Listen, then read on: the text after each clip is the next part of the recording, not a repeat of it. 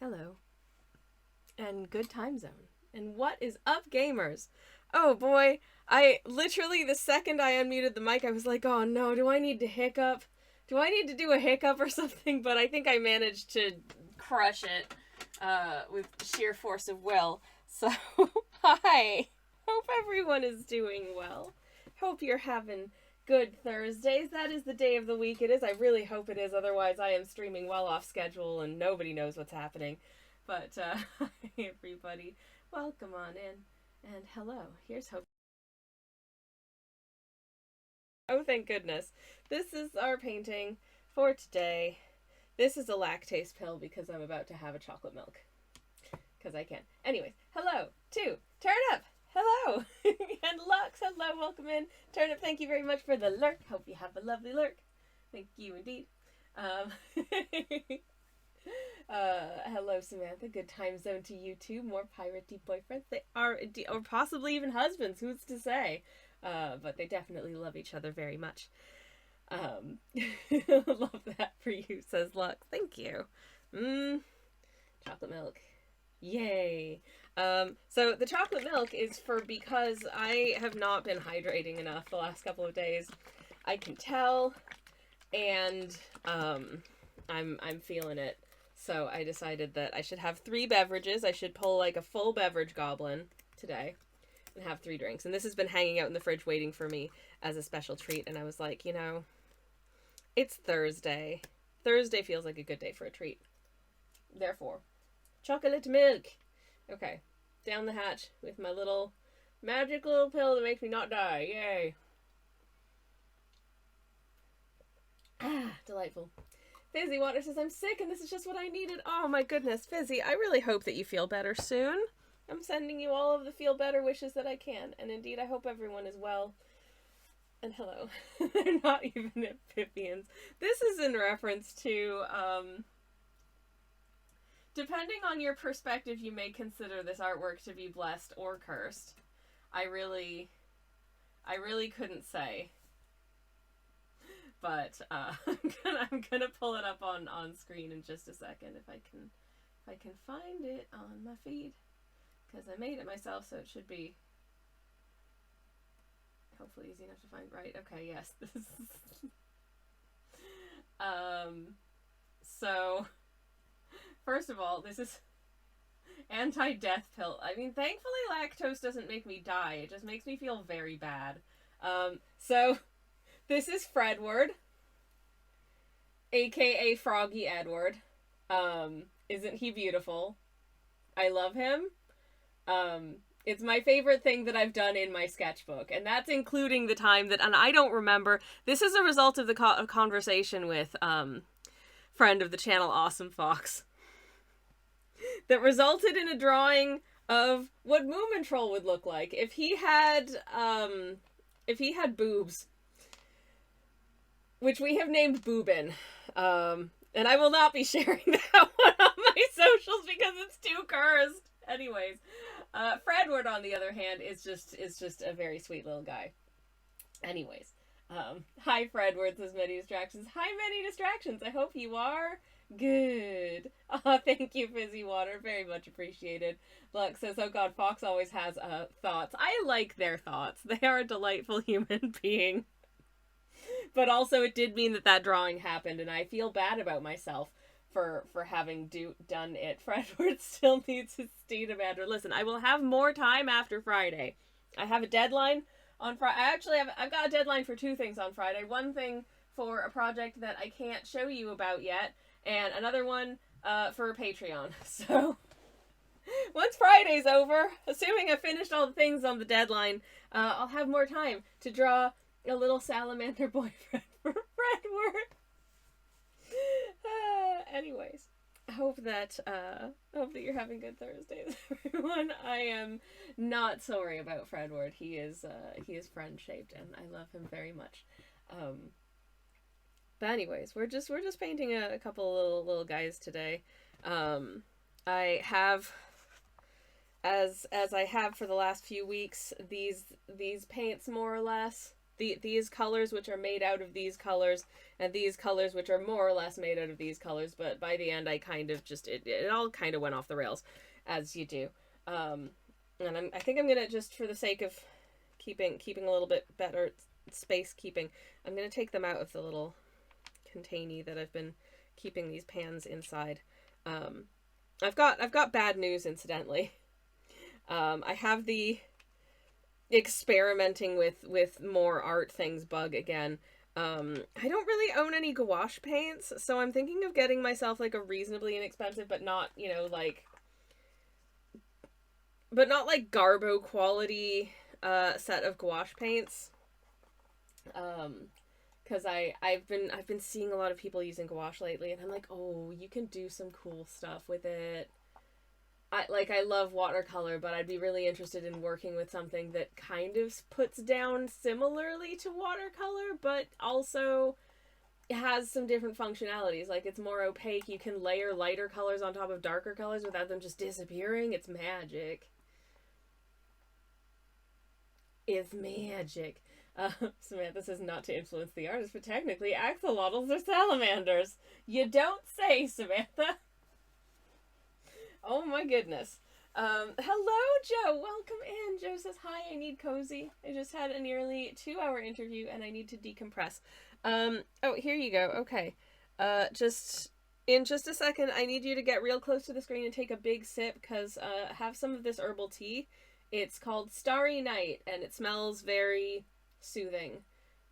In fact, you can kind of see it's got sparkles in it, which is weird, but I'm sure I've had this one time before, and I think I found it delicious, so hopefully it'll be delicious again. 18th century breakfast, you say yes, and if anyone gets me onto the topic, I will start talking about 18th century food, so just a warning.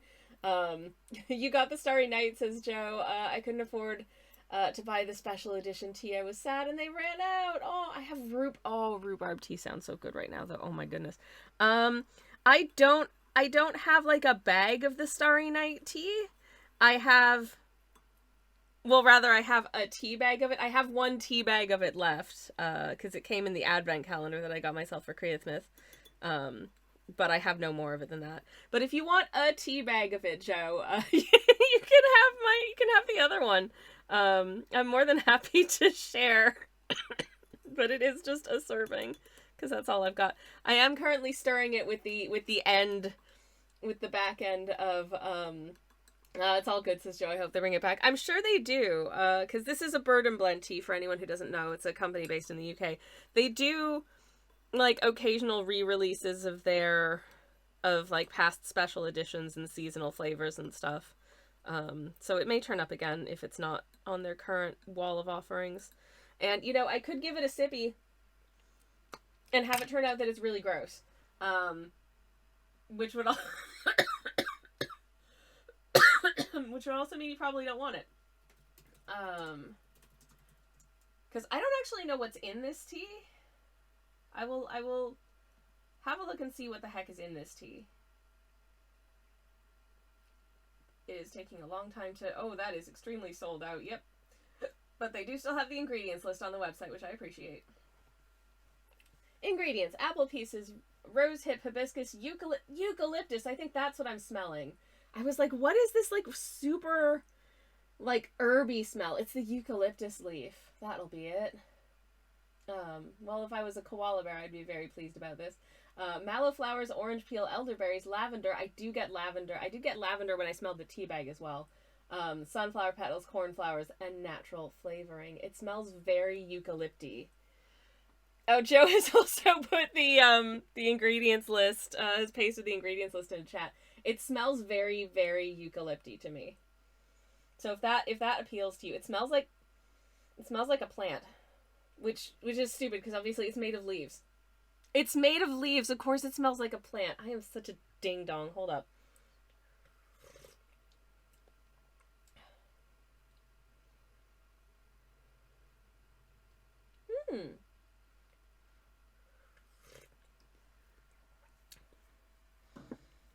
I'm definitely getting the eucalyptus in the sip as well. It's not exactly a Vicks Vapor Rub smell. It smells more like just, I don't know, herbs, but like, I guess a slightly camphorous herb, but not like not like Vic Vapo Rub level of sort of like mentholy or anything like that. It's more like a slightly spicy herb. It's not like a sweet smell. I did put sugar in it, so it does taste a bit sweet, but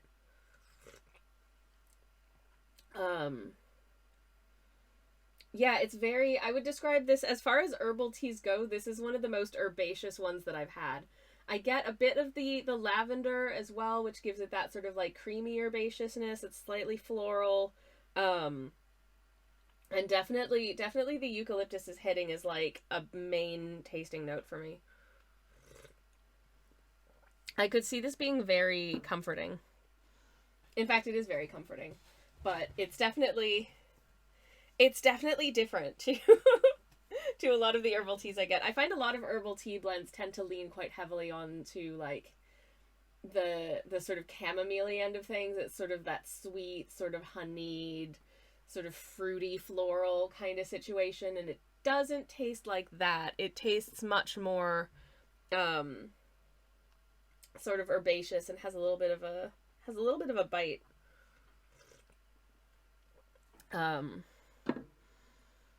So I could see you either really liking it or being like, no. It might be a very Marmite tea. I think it's pretty nice, though. So make of that what you will. Anywho, but thankfully it doesn't. Unless you want it to smell like Vicks Vapo Rub, in which case I apologize that it doesn't. But it definitely doesn't for me. Anyways, this is our little scene. We've got all of the things that you want from the prompt word. I do not think Vicks would make a good tea, says Joe. I wholeheartedly agree. I think that would be extremely nasty and probably ill-advised. I don't actually know what's in Vicks Vapo Rub, but I'm pretty sure it's not intended to be ingested. Like, the whole point is that you put it on, like, your skin, and then I guess the warmth of your body makes the vapors sort of evaporate, and then it clears your sinuses and makes you feel a bit better. I've never used it. I remember seeing adverts for it when I was a kid and being like, oh man, that looks like fun. Yeah, I want that stuff when I get sick. It's probably not nearly as pleasant as they make it look in the ads, though. But there we are. Anywho, but yeah, I don't think it's for human consumption. Levomenthol, camphor, eucalyptus oil, and turpentine oil, not drinkable. No, definitely don't drink terps. Definitely don't drink terps. That's not, no. I would stick with chocolate milk or a plant-based alternative if you wanted something nice to drink and you don't have any herbal tea. But that's what I'm gonna do because I've got chocolate milk. Ah, delightful. This brand does, in fact, it seems like quite a, just, okay, got a question for the chat. Do you like banana flavored things? Because I've got some bananas in the kitchen because I like bananas, and bananas are a very safe, will not make me feel like ill food, which I appreciate. The cow looks perplexed. The cow looks perplexed. The cow does look perplexed, actually. I think it kind of looks like it's got sort of like a sort of like eyebrow situation. Maybe the cow is like, I don't know, why are my udders expressing chocolate milk? Anyways. Samantha said, no. Nope. I am not entertaining this. Joe says, I like bananas. I cannot eat bananas due to nausea. I do not like banana tasting stuff. Alrighty. I wholeheartedly agree. Thankfully I can have bananas. They don't wreck my tum-tum. Unlike some other fruits, honestly, especially like very acidic fruits, I have to be a bit more careful about because little crampies. Anyways, the cow is utterly confused, says Many Distractions. Yes, banana flavor stuff is very not banana tasting. It's not. It's very not. And I'm this close to being taken in by some, like, banana items in the supermarket, and I don't know whether or not it's safe to do so, because, like, I remember getting banana flavored yogurt once on the recommendation of a friend of mine I went grocery shopping with my friend, and she picked up a thing of banana yogurt. She's like, I love banana yogurt. And I was like, okay. Maybe the banana yogurt is just yogurt, like natural yogurt, that's had, like, some pureed banana, like, swirled into it. I like banana milkshakes, which are effectively just bananas, yogurt, and some plant-based milk that I put through a blender, sometimes with some, like, supplementy collagen powder or whatever, if I feel like making my joints feel better. But I got banana-flavored yogurt, and it was banana-flavored, all right. Tasted like the antibiotics I had to take as a kid when I had ear infections, which were banana flavored. Or like banana flavored runts, if anyone remembers those. Ugh. Anyways, when I see banana milkshakes and stuff on the shelves in the dairy section at supermarkets, such as this Choco Lush milkshake, but they also do a banana nana or something, does it actually taste of banana, or is it just banana flavoring, which tastes nothing like a real banana? I don't know. Anyways, oh my god, Joe, I'm so sorry. Joe had said, ew, in the chat, and I feel that in my bones, and I'm so sorry. Alright, Rex, hi. It is so good to see you. Welcome on in. Rex says, I wish I had pajamas on right now, but that's not appropriate wear for machine. No, please don't wear pajamas to a machine shop. That does not sound safe at all. Unless for some reason you wear your, like, machine shop safety equipment to go to bed, which probably also doesn't seem safe. Anyways. Samantha says, I think part of it is the banana flavoring is based on the extinct variant of the banana. Ah, yes, the Gros Michel banana variety, whereas most of the banana varietals that you find in regular commercial supermarkets now is the Cavendish banana, which tastes different. But also just bad flavoring, the completely non-banana texture interacting. I wholeheartedly agree. I think it's really interesting to me, a lot of the things that, like, I will taste, like a sweet or something else that is like blank fruit flavor, and I'll be like, yeah, that tastes like that thing flavor, like strawberry or apple flavor stuff, and I'll be like, yeah, that's strawberry or that's apple, but I think that's just by association of knowing that that's what they label it, because if somebody from the 14th century, like, time traveled to now, and you gave them a strawberry flavored sweetie, would they be like, oh yes, this definitely tastes like, just like thine strawberries that I like to have when I'm going down to the farm in summer, hello? I don't know what the accent would have been like back then. It's very different for sure. And I'm not an expert in that level of linguistic history, but you know what I mean? Like, you know what strawberry flavoring tastes like, but you also know that it doesn't actually taste like a strawberry. So I'm genuinely wondering, even though the flavor of banana is based on a banana varietal that is now extremely rare,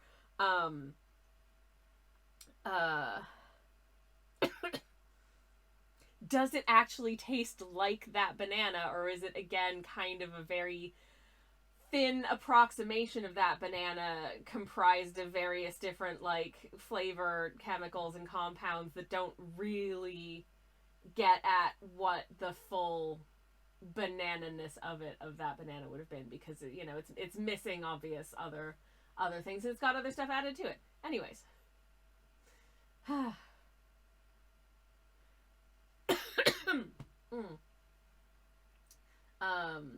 Joe remembers that medicine. Hell yeah. Samantha wants to know for chat, which is your preferred flavor? Banana or anana? Anana, aka bonjour. Obviously, my preference is for Anana, because Anana is the name of the Lego pineapple who holds our paintbrushes and is a wonderful friend of the stream, is also an emote and a stream sticker, because I made official fan art of Anana, because I love him very much. He is just a little French-Canadian boy in little dungarees who is also a pineapple and holds my paintbrushes. I like pineapple, says Joe. Hell yeah. Oh, you know, just earlier today I was thinking about, like, pineapple cake and how I would like to make a pineapple cake. And how I'm sad that I don't have pineapple cake. I think that would be really nice. Why is raspberry blue, asks Joe. I don't know for sure, but I have a theory that the reason that raspberry is blue is because red was already being monopolized by strawberry and cherry, and to throw another red fruit into the mix would just be adding additional complication. So they just decided to go completely, like, off the wall and be like, okay, what if raspberry's just blue, and then made that into a marketing thing to make it seem cooler. And, you know, it worked. As a 90s kid, oh my god, it worked so well. Like, blue raz was my favorite because it was blue, and that made it cool. Samantha says, fun fact, we bred bananas not to produce seeds so that they were nicer to eat. This means all bananas are clones, and if there's ever some disease or fungus that attacks them, there's no longer a way to breed in any kind of resistance. I love these kinds of shenanigans, because that feels like a real failure of foresight. Like, it really does. Anyways. Strawberry flavored sweets, they do not taste much like strawberry at all, says Samantha. Exactly. But how much of that is the flavor profile of the strawberry fruit is much different thanks to the interplay of fruit flesh and juices. Oh, yeah, absolutely that too. But it's kind of like trying to... So I've been learning more about, like, fragrance and how perfumes are made, and how they try and make, like, accords and stuff out of different aroma chemicals that are meant to evoke or mimic existing smells, but turn them into, you know, something that you can put in a candle or soap or wear as a perfume. And it's weird, and there are a lot of things that I honestly feel like you just can't quite approximate the real thing, and part of that is to do with the fact that some of the flavory compounds in strawberries are probably going to be volatile in a way that you can't really synthesize them into something like a sweet and have an accurate result. Some flavors are easier than others. I find citrus flavors tend to have the most sort of fidelity when it comes to the fruit sweets. But some are a lot more different, and I do wonder if it's just because there are certain flavor compounds that are just harder to copy or to reproduce or to recreate from other things.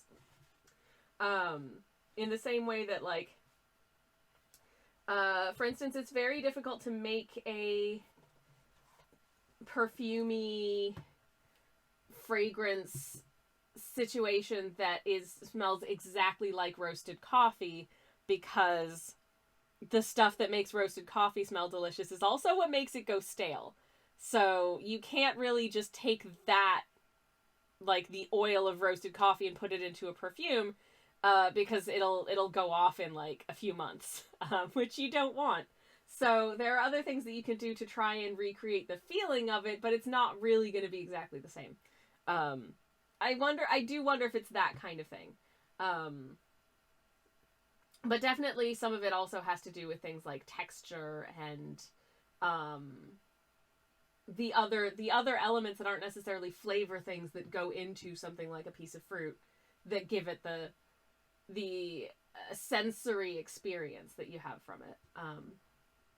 Anyways. Pineapple upside down cake, says Joe. Yes. I would like pineapple upside down cake, please. It is actually one of my moderator/spouse's favorites, and I do love making it, and it's very good, and it's super not good for you because it's full of butter, but, oh. Yep. Okay, question for the chat. What is your favorite fruit flavored sweet fruit flavor? Mine is lemon or orange.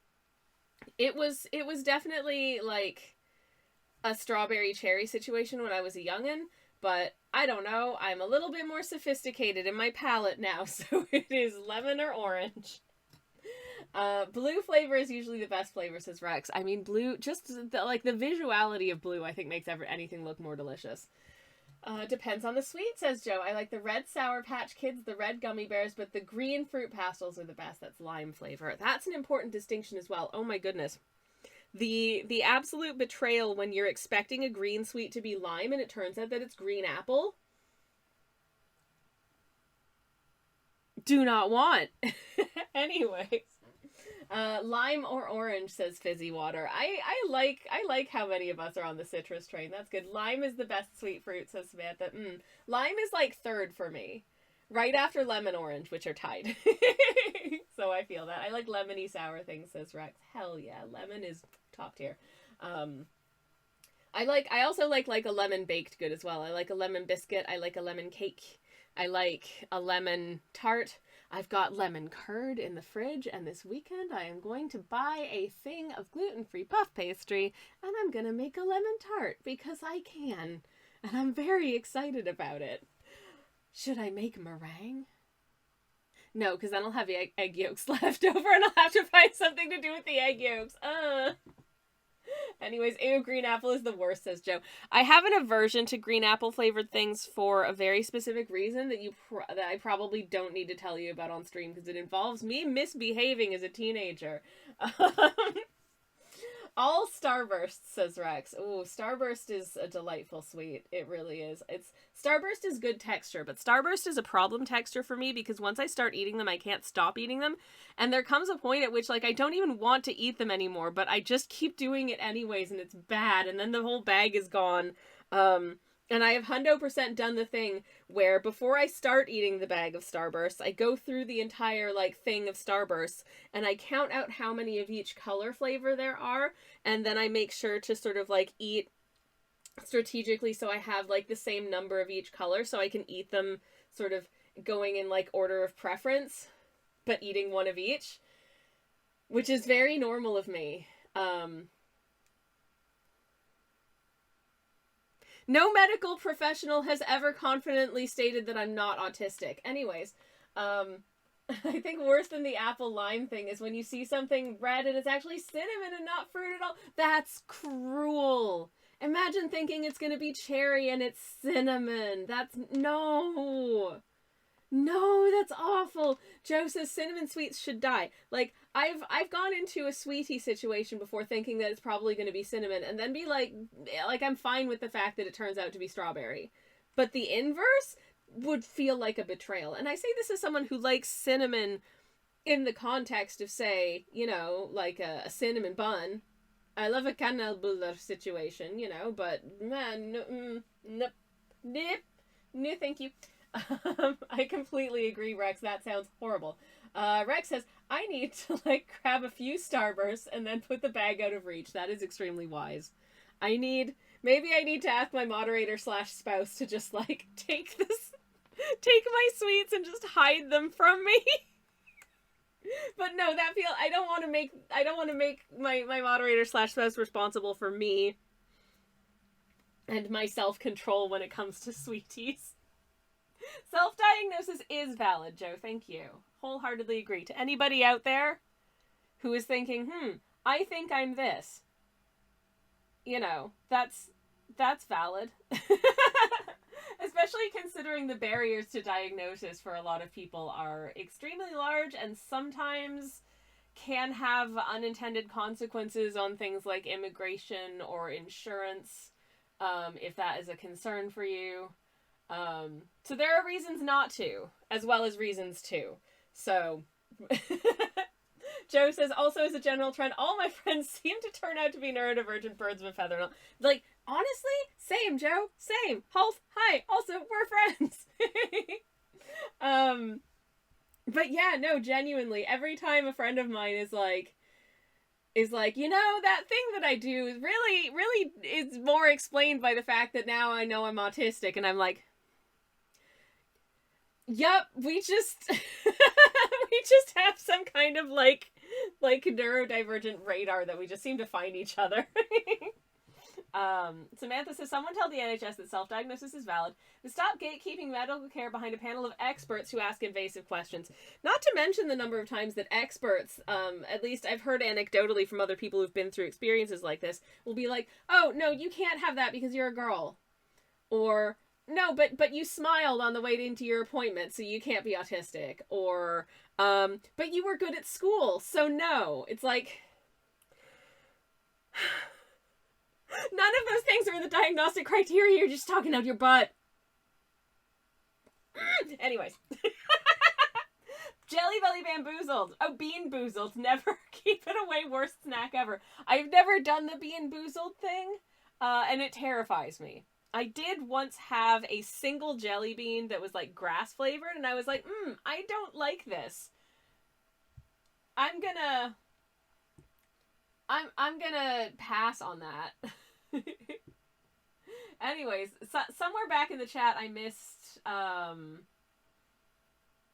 think it was Joe who said that I could make a pineapple cake for my wedding anniversary, which is coming up, but we're going to be out of town, so I will be getting baked goods from somebody else. Joe says, told me I couldn't be because girl had job, came to assessment. It's like, what are these goalposts? These goalposts are genuinely insane. Also, a higher proportion of neurodivergent people are unemployed compared to the general population. But there's still a large percentage of them who are employed. So, hello? Anyways. Uh-oh. You can't see it on my VTuber, but I seem to have gotten myself up onto a little wee soapbox. Samantha says, queers and neurodivergents will often find community with each other even before figuring out they are those things because of a shared experience of not fitting in with the cishets and neurotypicals. You're so right, Samantha. You are so right. I seem to have just found myself in these communities long before I felt confident to apply certain words to myself. Even though I'd long since had, like, inklings, if that makes sense. Or, like, certainties. But I felt like, oh, well, I can't say that, though. I just probably am. But no, am, like, textbook. So there you go. Anyways. Why do people do Bean Boozled charity things? I think people do Bean Boozled charity things, Joe, because the idea is I'm incentivizing people to donate to charity because people enjoy the... I don't know. Is it Schadenfreude? Not exactly. But the experience of watching someone kind of suffering, but, like, in a fun way that they've clearly consented to, is something that a lot of people enjoy. You know, it's like the streamer being like, okay, if y'all donate 500 pounds to our nominated charity, I will do something I find unpleasant, or challenging, or difficult, or embarrassing. And people seem to enjoy that. Empathy makes me want to throw up too, and I don't want to throw and donate, says Joe. That is very fair. I do not have the bravery to do the Bean Boozled thing. I don't think I ever will. But yeah, I also get a lot of, like, secondhand, watching people do uncomfortable stuff. I'm like, no, I don't, no, it's not for me. But at least, I don't know, if people seem like they're going into it voluntarily, I'm like, okay, well, at least this is fun for them, so it's not like they're just fully suffering for no fun. Or if you are suffering for no fun, that's probably not the kind of challenge you should be giving yourself on stream. You should be doing something that's fun in some way. Samantha says it definitely doesn't feel like Schadenfreude because one of the core parts of those charity streams is knowledge that the person is in on it. Yeah, thank you, exactly. I just couldn't think of a better word. If the choice was between bamboozled, I keep calling it bean boozled. Sorry, Rex. Rex says if the choice is between bean boozled or mystery hot sauce, I'm taking this hot sauce suffering every time. Oh boy. Oh. I honestly don't know what I do at that point because I struggle with heat. I can handle like a medium spicy in terms of like it's not going to make me feel super bad in the moment, but I also suffer with heartburn. And spicy things set that off. So, no. Oh no. I did eat a bounty on stream for extra life, says Joe. I feel like I might have been there for that because I remember that and I don't think it was a good time. Oh, I actually, I am the person who, if there is one of those like multi-pack tubs of mini chocolate bars in like a shared food situation and it's clear that no one wants to eat the bounties, I will eat the bounties. I will take that hit for the team and I will enjoy it because I actually do like coconuts sometimes. Which is a very popular disliked food, but actually like I'm cool with bounty. I think bounty's fine. Though I do prefer with dark chocolate just because it's otherwise incredibly sweet. Yeah, rotten fish and dirty socks. No. No food should taste like those things. Anyways, much more than buffalo and I'm getting an upset stomach, says Rex. Maybe none of us should do these challenges because I don't think it's wise for any of us, clearly. The closest I feel like I'm okay with doing in terms of like food challenges is that I got myself this decaf tasting set and I want to do a blind taste off to see whether or not I can taste the difference between just like conventional caffeinated coffee and 3 different decaf processes. I haven't done it yet because I wanted to wait until I was no longer sick so like my sinuses and all that congestion wasn't potentially messing up my sense of taste. And I just haven't gotten around to it, which is terrible. Anyways. Samantha says Milky Bars seem to be unpopular a lot of the time. We've had those, and I did not understand that because I love a Milky Bar. I think I prefer a Milky Way to a Milky Bar, but I can see the appeal. I think we're kind of getting into smaller-ish details. Maybe I should which I don't know which brush to brush. I don't know if I want to still use this brush for the little details or if I should use this brush for the little details. I'm gonna stick with this brush and try and do some of the bigger little details and then move on to this one. I think that's what I want to do. Anyways, that's my way of saying I'm actually gonna start painting before like the first lot of ads run and I have to BRB. We're 49 minutes into stream and I'm actually starting to paint. That's impressive, right? Anyways, okay. I'm gonna pick up a nice, I want a nice reasonable amount on my brush here. I feel like I'm gonna run out of this paint before I run out of any of the other paints in this set, because it is a genuinely very useful sort of weird, dirty, dark brown. That I somehow got out of using 50% ultramarine blue and then 25% each of my red, which I think was cadmium, and my green. Anyways, what I think one of my favorite sort of like weird niche chocolate applications actually is the non-Canadians, the non-Canadian version of Caramilk. Because in Canada, Caramilk is just like a milk chocolate bar that's filled with a fairly fluid caramel, which is also really nice. I do like a Caramilk situation from Canada, but the British and I think originally Australian Caramilk is like caramelized white chocolate. Which normally wouldn't super be my bag, but if you take like a couple of Caramilk chocolate buttons and melt it into a mug of hot milk. It is the most comforting nighttime beverage. It's so good. Anyways, hi Aoife, welcome in. How are you doing? It is lovely to see you and welcome on in. Hope you're having a lovely Thursday. We've just been rambling largely about food, I think. Which feels appropriate because obviously there is food in this painting. There is toast and jam. Oh, speaking of toast, I was given a lovely gift from my moderator / spouse the other day, which was a gluten-free sourdough loaf, and I have pre-sliced it and put the rest into the freezer to make toast with. But I don't want to overdo it on bread stuffs, even if it is safer for me to eat. So I'm trying to ration it out. Anyways, toast, says Joe. I have toast and jam flavored tea, not right now, but in general. Nice. I feel like I've had a toast and jam tea. I might have had a sample of it at some point. Delightful. I like a fruity tea situation.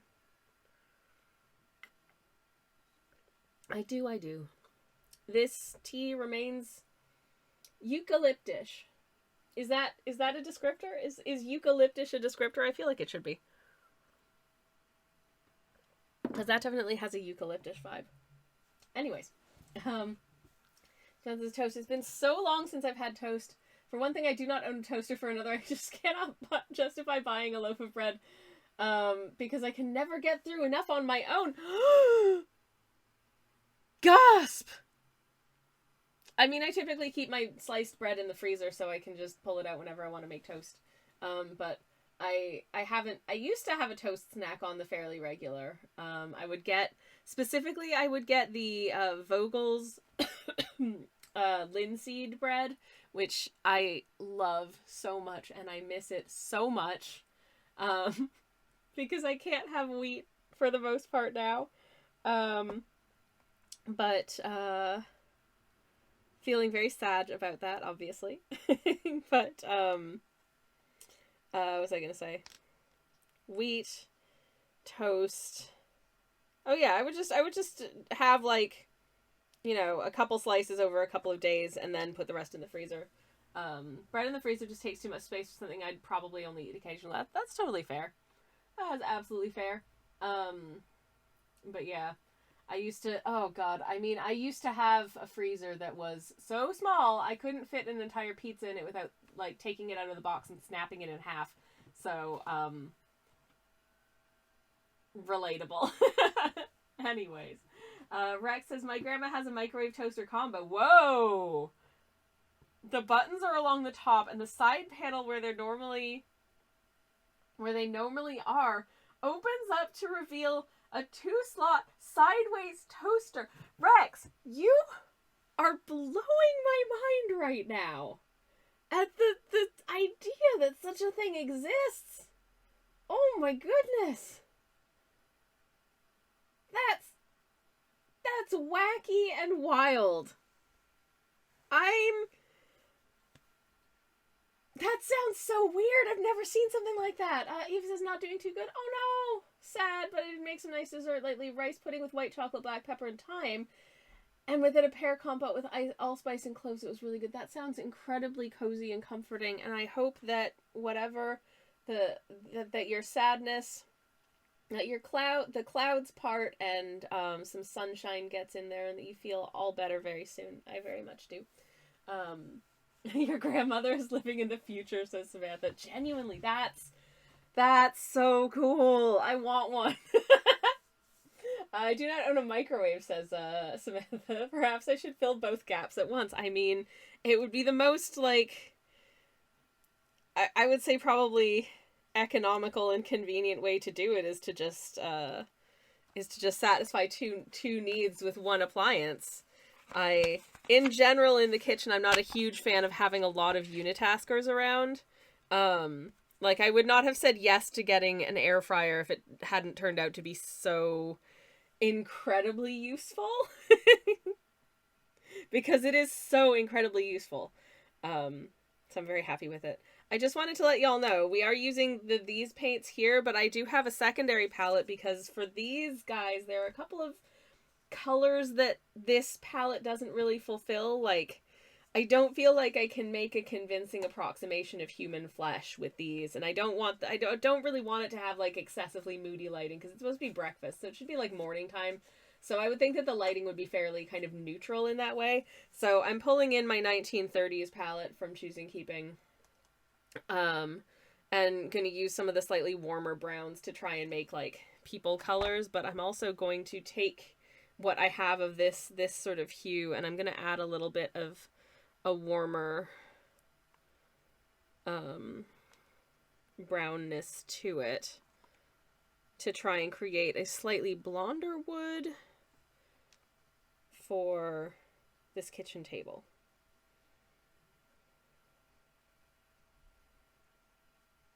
And also just a much less dark color, because obviously these are some logs that have been burned a bit, so they're a little bit charred looking. Air fryers were the unexpected champ of innovation in the 2010s, says Rex. There, you know, I think part of it for me, anyways, with the air fryer comes from the name. Made it sound like it was a very much less useful piece of kit than it ended up being. You know, I really love the air fryer. What it really is, basically, is just a fan-assisted oven that sits on your countertop. But to that end, it is much more energy efficient than running the oven for something like just toasting a piece of flatbread or cooking fish fingers for two, or kind of anything. As long as it fits in the air fryer, I'll just use the air fryer rather than the oven. So to that end, it's been very, very useful for us. And for the most part, that's its purpose, really, is just it's paid for itself in as much as it consumes way less energy than the big oven, which, as a household of two, we rarely need to cook things that need an entire oven's worth of space. Air fry is something that's on my list for when I move out of London, says Joe. I don't have the space right now. That is, I mean, that is fair.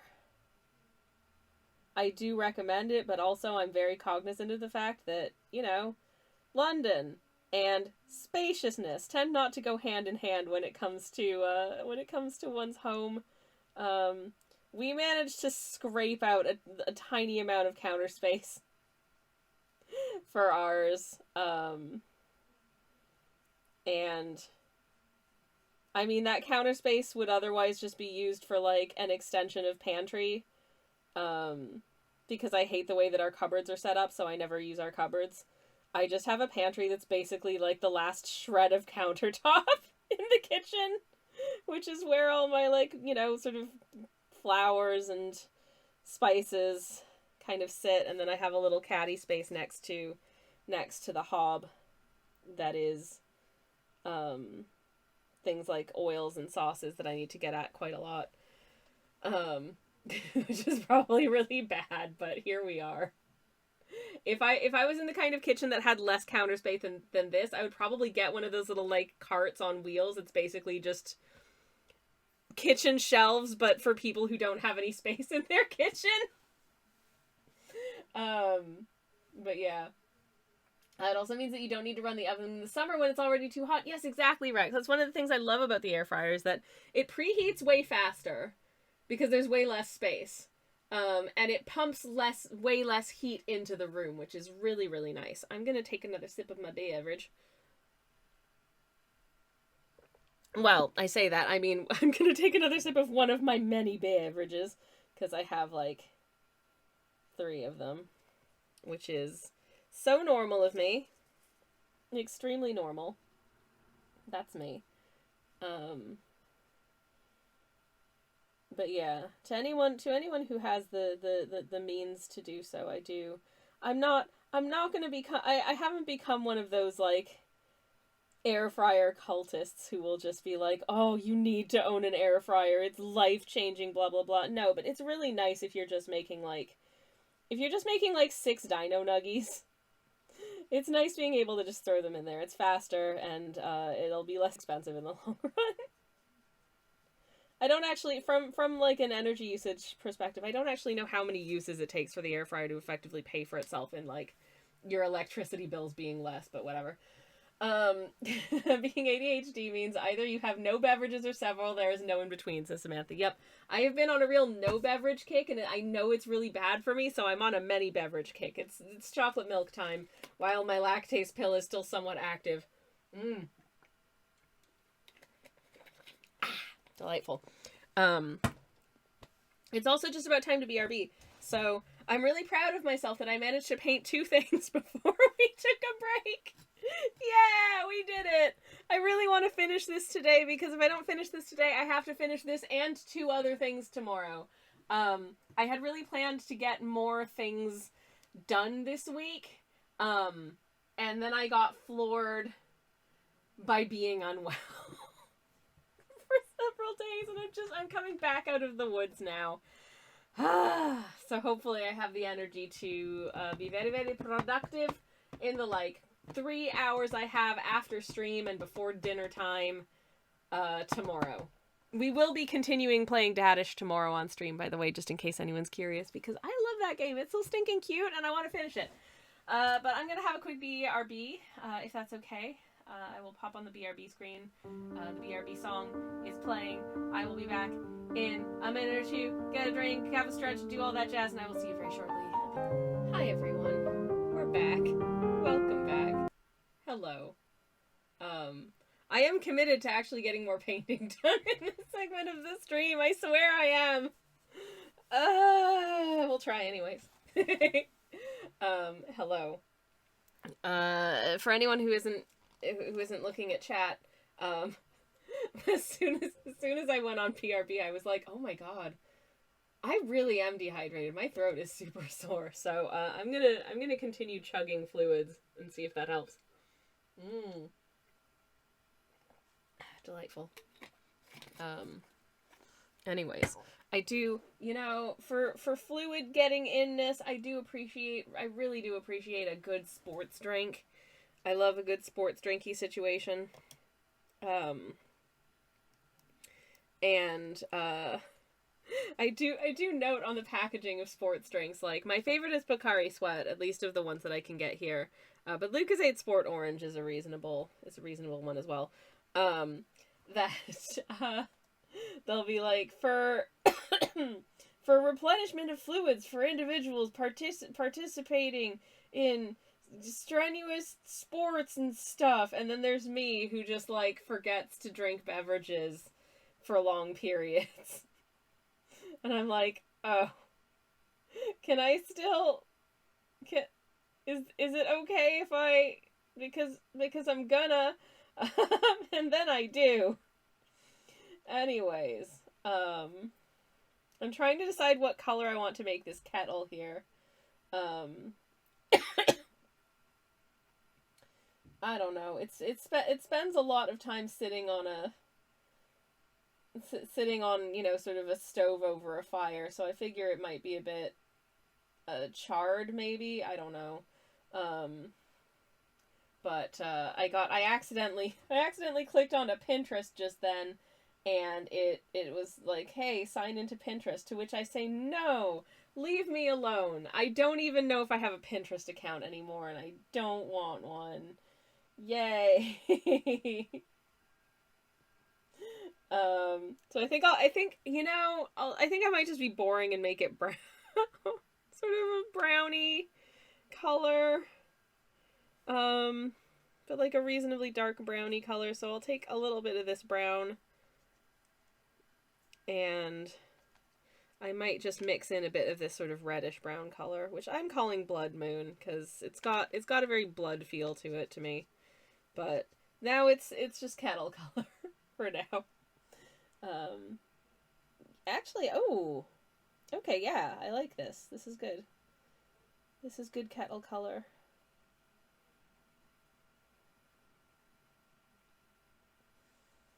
This has the looks of a kettle that's made many cups of tea, which is exactly as it should be, I think. It's not a showpiece, it's very utilitarian.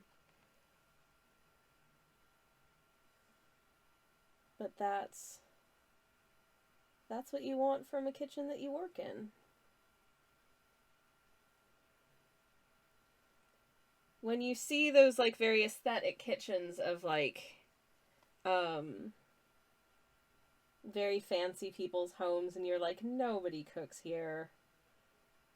No one has ever made a meal in this kitchen. This is so sad. Versus, like, my kitchen that's full of stuff. But it's also full of love, and also the recycling bin that needs to go out. Shh. Anyways. But, I don't know. When my partner and I were first moving in together, I think we did try and have some kind of, like, semi-coherent aesthetic, like getting things of similar colors and that kinds of things for, like, our kitchenware, and then eventually we just kind of gave up on that. We have odd mugs and odd plates and 2 different colors of silicone flippies because one of our silicone flippies, the red one, is for, like, general purpose dinner time stuff, but the purple silicone flippy is only for things like pancakes and stuff, because, man, those things do kind of absorb, like, fragrances, and I don't want to have cooked, like, tacos or something, and then try and use the same flipper to make pancakes, and then be eating my pancakes and be like, is there a hint of cumin in my pancakes? Even though, obviously, I cleaned it. I don't know, those aromas might transfer, and I'm paranoid about that, so I have a separate flippy for pancakes. Pancakes are very important. Don't remind me, says Joe. I'm so sorry. I'm so sorry. Rex says, listen, the recycling bin always needs to go out at everyone's house. Rex, you are correct. Even right after you've done it, somehow it needs to be did again. That is just the law of recycling. It is the worst. And, like, I think probably one of my least favorite tasks. Okay. Just doing happy little fish slice here. And then next to the fish slice, we've got a little... I'm actually making it a slightly larger spoon. And those 2 are friends. Actually, I feel like I could make them a bit darker in color, so I'm gonna pick up a little bit more of this brown and just deepen those a smidge.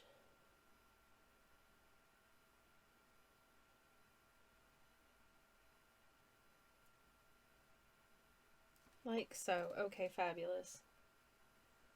Good enough. Yay! I just avoid the whole issue by not using a flippy for my pancake. Oh, Samantha, are you fancy and you do, like, the wrist flick? Because I can't do that. No. I have to shimmy under it and do a little floop. Partially also because I'm doing pancakes of sort of about that size, so I can get about 3 of them into the pan at once. So if I tried to do all 3 at once, they just kind of get stuck to each other and start falling apart, I think. I don't know. I don't have that level of dexterity or coordination. I do the wrist flip. I wouldn't call it fancy, says Samantha. It's fancy to me because I can't do it. Flora would get pancake if I didn't use flippy, says Joe. Yes, exactly. Me too. It would get all bad. Either that or I'd be like, oh yay, I did a flip, and then it would just flip back onto the same side it was on in the first place, and I'd be like, oh, okay, so I just made it go aerial for a minute, and then it didn't actually do anything. Oh no. Well, piss pots, now I want pancakes. Sorry for the language. Oh no. Anywho, I'm gonna steal a bit more of this very sort of utilitarian, sort of grayish brown and use that for the little, sort of shelfy bit here above the hearth. If anything looks a little bit sort of rustic and uneven in terms of furniture or, just generally, like, the house, that's because they DIY'd a lot of this stuff. because they thought it would be real romantic to DIY a lot of this stuff, and then it turns out that they don't actually know how to do a lot of this stuff, so it's a little janky, but you know, it gets the job done. Anyways, there's a nice series of videos on the Townsend's channel on YouTube where they do things like they constructed an 18th century log cabin and doing all kinds of projects related to that and stuff, and you know, like, here's how we made the door and here's how we made the roof and all that jazz.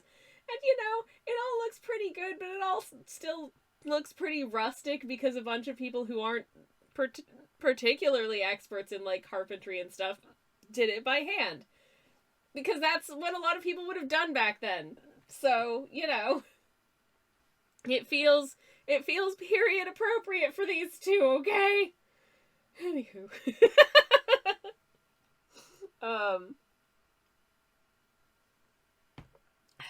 This tea remains intensely eucalyptish. I don't know how else to describe it. It's very herbaceous.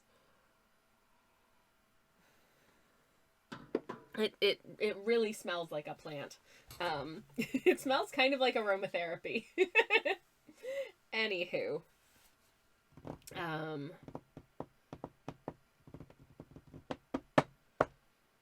Okay. I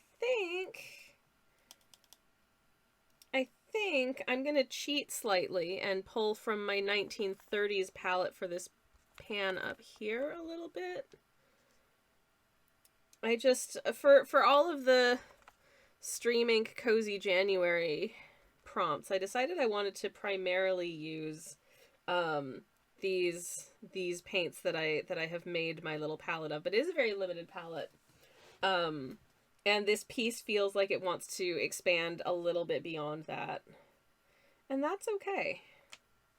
There are no rules, and my self-imposed rules, I don't need to be a strict adherent to them. So I've used a little bit of this red color, and I've mixed it with the other red to make something that hopefully feels like it could be a nice Dutch oven color, which is very useful. I'm sure this has been used to make many you know, hearty stews and curries and bread. Lovely bread. Or possibly sometimes dense, barely edible bread, depending on how it goes. There we go. I wonder if they've got a little sourdough starter in their kitchen. I wonder if maybe they have like a potato bug that they use to make their bread. Where you use potatoes to make a sourdough. I want to try that. I've been reading about it recently, and I was like, ooh, I wonder if I could do that with non-wheat flours and have it turn out yummy, because I've had breads with potato in them, and it's real good. But I don't know if the unique challenges of like of a non-wheat situation would complicate the matter at all. I don't know. I just don't know. Okay. Just painting in the little lid here.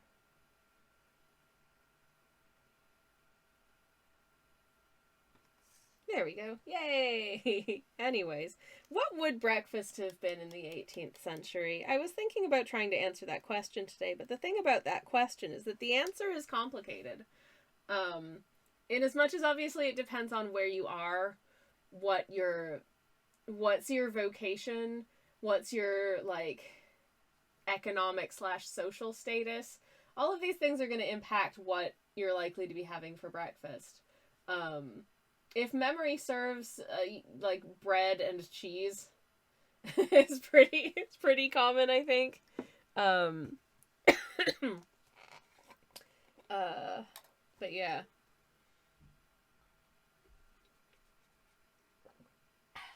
Lovely. Or you know what I do know was a breakfast food. Number 1, hot chocolate. Number 2, chocolate porridge.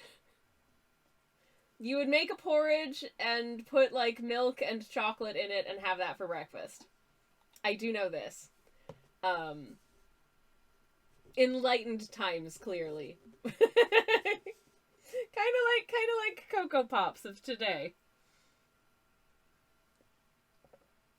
Not as new an invention as you thought. Anywho, I eat bread and circuses for breakfast, Samantha. Oh my god. A whole circus? That's so much food. Is it like... Do you like cannibal the acrobats and stuff? Or do you just eat, like, the tent? Do you just... I don't know. I'm trying to imagine you just, like, chomping down on an entire circus tent. Like it's a giant fruit roll-up or something. And honestly, that kind of sounds delicious. Oh my god. I've been on a real... So, I went to one of those, like, international foods websites. And I bought myself, like, 6 boxes of fruit roll-ups because I had a hankering and you can't get them here. And this has been a bad idea because I've been eating, like, 4 of them every day, and that's probably not good. Oops! Anyways, my breakfast is usually, oops muffins, says Rex. Oops muffins. The muffins that baked malformed and are sold as at a discount at my bakery. Whatever flavor they have when I stop in is what I get. Oh my god, that's amazing. And I love that. I love that their funny shaped muffins aren't being wasted, but are just being sold at, like, a lower price, cause, you know, good. That means you get cheap muffins, and also they don't, they're not wasting food. I love that. Anyways. Oh, Rex says we should set up an exchange system. I'll mail you fruit roll-ups and you can mail me back Jaffa cakes, which are in the States. I forgot y'all don't have Jaffa cakes. I'm so sorry. I've just realized I don't know whether or not anybody makes free from Jaffa cakes, because I might not be able to eat them anymore either. But yeah, there was... If memory serves, there are retailers that will sell, like, imported British foods to... There was one that I used to buy from when I lived in Canada. I don't know whether or not... It was, like, Brit Superstore or something. You can buy loads of British stuff. It's definitely more expensive. But, yeah, I imported some a few months ago. They're so good, says Rex. It was, like, $16 for a box of 20. Oh, no, Rex. I'm so sorry. That really hurts. Knowing how much they are here, that really hurts. But that being said, I definitely do experience the inverse when I try and buy, like, Canadian foods here in the UK, because it'll be, like, a box of breakfast cereal that would normally be, like, I don't know, the equivalent in British money of, like, $2.50 at most, ends up being, like, £8, and I'm like, I just can't justify spending £8 on a box of breakfast cereal. No. Also, the last time I went back to Canada, I learned that I used to really love specifically Special K cereal in Canada. It was different in formulation to Special K that you could get in the UK, and I was like, oh, it's better. But it turns out that that the facility that made specifically the Canadian Special K closed in, like, 2015, and you can't get the good Special K anymore. It was, instead of being, like, these big sort of flakes of different grains, it was similar to Rice Krispies, and it was, in as much as it was mostly just rice, but they were shaped differently, and they had a different, like, texture and mouthfeel to Rice Krispies that I thought was superior. And they no longer exist. I'm very sad. There are recipes for oh man, I mean, I love a recipe, Joe, but also I don't want to make my own Jaffa cakes. I'm tired. But also, what if I did? Ooh. What if I did do that? Anyways, I'm having thoughts. My next horrifyingly complicated gluten-free baking adventure is going to be for a YouTube video that I'm hoping to finish after I finish the one that I've been working on for like the last 6 months. Which I will be done soon. I know I keep saying that. I will be done it soon. Here's the link to my YouTube channel. In the chat, youtube.com/SammyKelch. If you're watching the VOD of this on YouTube, you're watching this on youtube.com/extra_SammyKelch, which is my VOD channel, which I don't really publicize because it's more just in case anyone ever wants to watch these VODs, because I've had, like, I don't know, 3 people being like, I like watching your VODs. So, you can. For forever and ever. A nice little, I don't know, just all of the embarrassing things that I say and do are now preserved for posterity. But anyways, my YouTube channel, youtube.com/SammyKelch, is where I put the videos that I actually script and edit. And there is one coming hopefully soon, which has taken a lot of time. Just because I haven't actually been able to film the bit where I sit in front of a camera and talk to you, because I've been too sick to do it. Yeah. So hopefully, I feel better enough to do it in the next sort of week or two, and you'll have a new video. I am further ahead on the making of the next video after this one. And also, I almost threw myself onto a very substantive tangent with this video, because it turns out one of the paintings that I use as an illustration in the video is actually housed in a museum that is in the city I live in. And I'm like, I could go visit that. I could make going to visit that part of the video. And then I'm like, no. This video is already going to be long enough. I already go on enough tangents. We don't need to see me go all the way to the Ashmolean just to look at a painting. I can make that a bonus video for Patreon. Anyways. Rex says, chat has scrolled. My wife and I literally each ate one after dinner every day until they were gone as a treat. That sounds so nice. So I love that for you.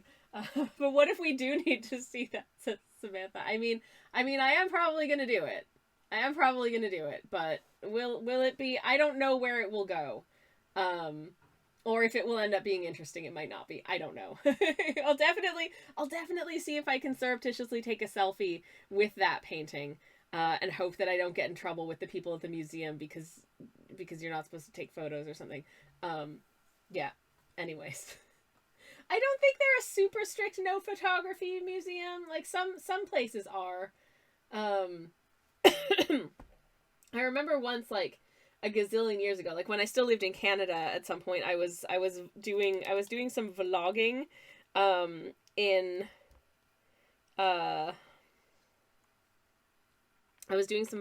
in Toronto, and I decided to stop in and see this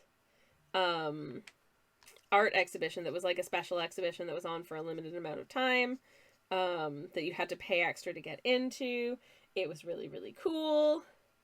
And I just wanted to get like one shot of it for my little vloggy, and some guy on my iPod Nano, no less. There were I saw so many people taking selfies and stuff with all of the paintings and doing all this jazz. And a man comes up to me specifically just to say, you can't film here. And I was like, well, swear words. Go yell at the other people who are being way worse about it than I am. I didn't say that. I was like, okay, and then just put my camera away. And then outside the museum, I had a bit of a rant about it that I think made it into the vlog, which is no longer available on YouTube, because this was so long ago that it was back when you couldn't actually monetize. They didn't have things like monetization, which also meant that they didn't have things like content ID and copyright strikes.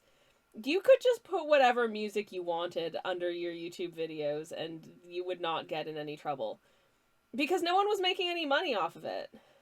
So I would just pick some music that I knew and liked and would be like, hey, you should check out these bands that I used the music of in this video. And would then just kind of attempt to point people in the direction of where they could go check out those bands' music. which, you know, was maybe not the coolest in hindsight, but it was kind of just how we did things back then, because we didn't have, like, the YouTube audio library of, like, you know, free YouTube music. We didn't have things like Epidemic Sound where you could license, you know, specifically, like, for that purpose music. So if you wanted music, you just used whatever you wanted, because it didn't matter, because nobody was getting paid for any of this anyways. It wasn't like you were making money off of somebody else's stuff. And, you know, again, in hindsight, it's like, you know, I probably shouldn't have done that, and I felt bad about it anyways, and I took all the videos down. But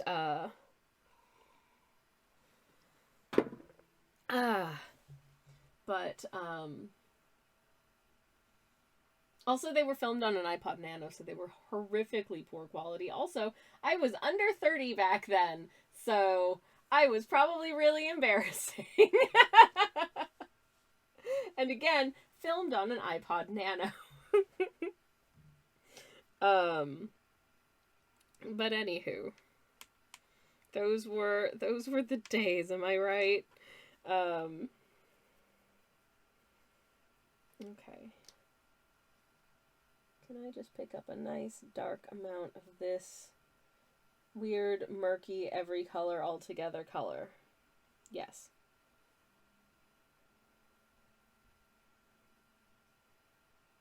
Cool. Cool. Anyways. Everyone under 30 is really embarrassing, said Sammy Kelstrom. No! No, Samantha. Only me. I was really... seeing things of myself from, like, being under age 30 is embarrassing. Other people, no. Other people are cool. Only me. Only me. Looking back on aspects of my younger self, I'm like, oof. Every once in a while, I will go back and reread something that I'd written from a few years ago, and I'm like, you know, I was actually pretty skilled. Has my skill regressed? Oh no. Have I gone from being a skilled writer into a hack? Sammy Kelsch. Choppers. Hello, welcome in, friends. Hello, hello. Lovely to see you. Welcome on in. As you can see, we're making great strides on this painting. We've done, like, nothing. Anyways, hi, how are you doing? It's lovely to see you. How was your stream?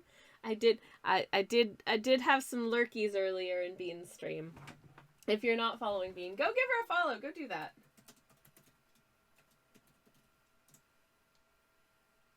There's a shout out for Bean in the chat. Do go give Bean a follow if you are not. Because she's a lovely person and a very cool artist and stuff. What were you up to today? How was your stream? I was making emotes. Very, very, very cool. As always, if there's anything you'd like to share, feel free to contribute to the art tax. Whether that is what you're working on or another piece that you want to share or your social or whatever. It's all good. But as always, we are an art tax optional stream. If you don't want to share, that's okay too. Or if you just want to take off and chill, it's all good. Anyways, getting close to 50 followers. Ooh, friends. Being here is a hair's breadth away from the very exciting number of 50 followers. So, if that's an incentive to go follow, which it should be, because that's really cool, and I would love that for you, then definitely go give her a follow, because she's lovely. Anyways. Glad to hear that you had a good stream. Elder friend, thank you very much for the follow. Welcome on in. And how is everyone doing? For anyone who is new here, hi. My name is Twitch user Sammy Kelsch. I'm a variety streamer. I do cozy art streams on Mondays and most Thursdays. I also do cozy game streams on Fridays. And we are currently working on this little portrait of an 18th century kitchen that I really thought I was going to finish today. Hubris! Anyways. But yeah, hello everybody. We are currently working in watercolors, mostly in this set of watercolors up here. These little pans that I did. These are colors that I blended myself from a couple of other interesting pigments to try and replicate a sort of moon glowy type situation in varying amounts of paints. to various levels of success. But I think it's a nice set of paints, and it makes a nice color palette.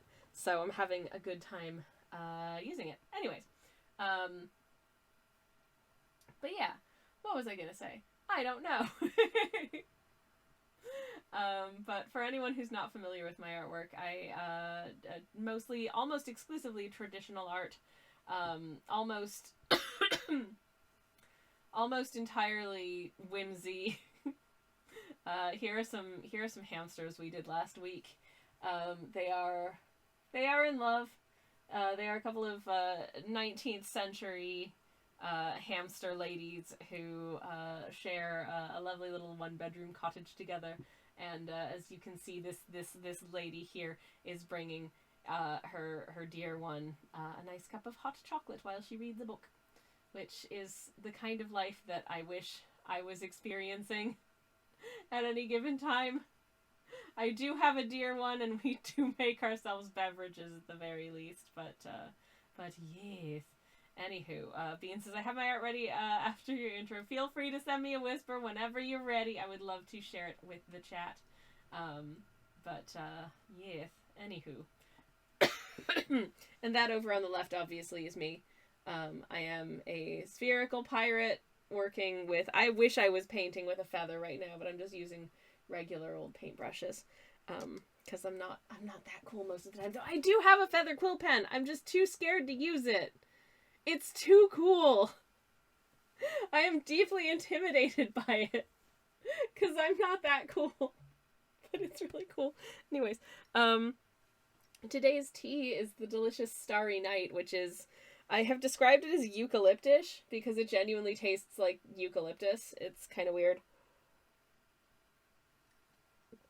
But I like it. It's very herbaceous and comforting. The image on the left is an exact rendition of what Sammy Kelch looks like in real life, can confirm, says Samantha. I mean, I did try and be as accurate as I could with my portraiture there. I genuinely did. I tried to capture things like the fact that I am of extremely short stature. I am kind of round. I wear pearls a lot when I go out and want to look nice. And I do genuinely own the outfit that I'm wearing there, so, you know. I have my own tea. Ooh, lemon and ginger, says Bean. Oh, delightful. Lemon and ginger. I've been on a real lemon and ginger kick lately, actually. Mostly, partially because I was sick, and it's a very comforting tea, and I think it's very healthy when you're not feeling well, but it's just a good comforting brew anytime, I think. I like it with a bit of honey as well. Oh, we've got message from Bean. Okay, sweet. Let me attempt as best as I can to pull up this link, and we will take a little look-see at it, if I can. Excuse me. Alright. Oh my goodness, look at him! Look at him. Oh, sorry, my throat's going. Elderfern, hello, I have a peppermint tea myself. Oh, I love mint so much. I drink some kind of mint tea almost every day, I think. That's delightful. Love that for you. Anyways, here are some of the emotes that Bean has been working on. Look at them. Oh my goodness. Okay. What, from 1 to 7, what mood are you today, chat? I think I am somewhere between 1 and 3 of these. They're so cute. I think my favorite is the little Bean taking a sip, because I don't know, it's just their expression is so stinking cute. But these are adorable. I love the expressiveness of them. I think they're looking really, really, really good. I can't wait to see when they're done. And again, somebody is super close to 50 followers. Let's do it. Let's do it for her. 3 or 7, says Rex. Oh, that's nice. That's a nice mood to be. I love that for you. I'm glad you like them, says Bean. They are delightful. Let me get another shout out for you in the chat. There we go. Alright, and again, if you're not following Bean, you can go give her a follow right there. And thank you again for the raid. I really appreciate it. I hope you have a wonderful rest of your Thursday as well. And in case anybody missed it, this is Fredward. Froggy Edward. It was an entry in my sketchbook from quite some time ago, but I hadn't shared it on my social, so I did that. Anyways, my moderator slash spouse has just come home, so I'm going to quickly go welcome him as well. I'll be back in just a minute. Hello, darling. I missed you. Welcome home. Oh, you smell like outside. Yeah. Fresh air. Yeah, more fresh air in a second. Okie dokie. I didn't mean you smelled bad. You smell like outside, which is nice. Yeah, but I also kind of shower. Okay, well, it's available. Was your day alright? Did you enjoy your YouTube videos? Making me do things. I find people stop to make me do things. Ooh, that's rude. Bring home some... Ooh, burgers.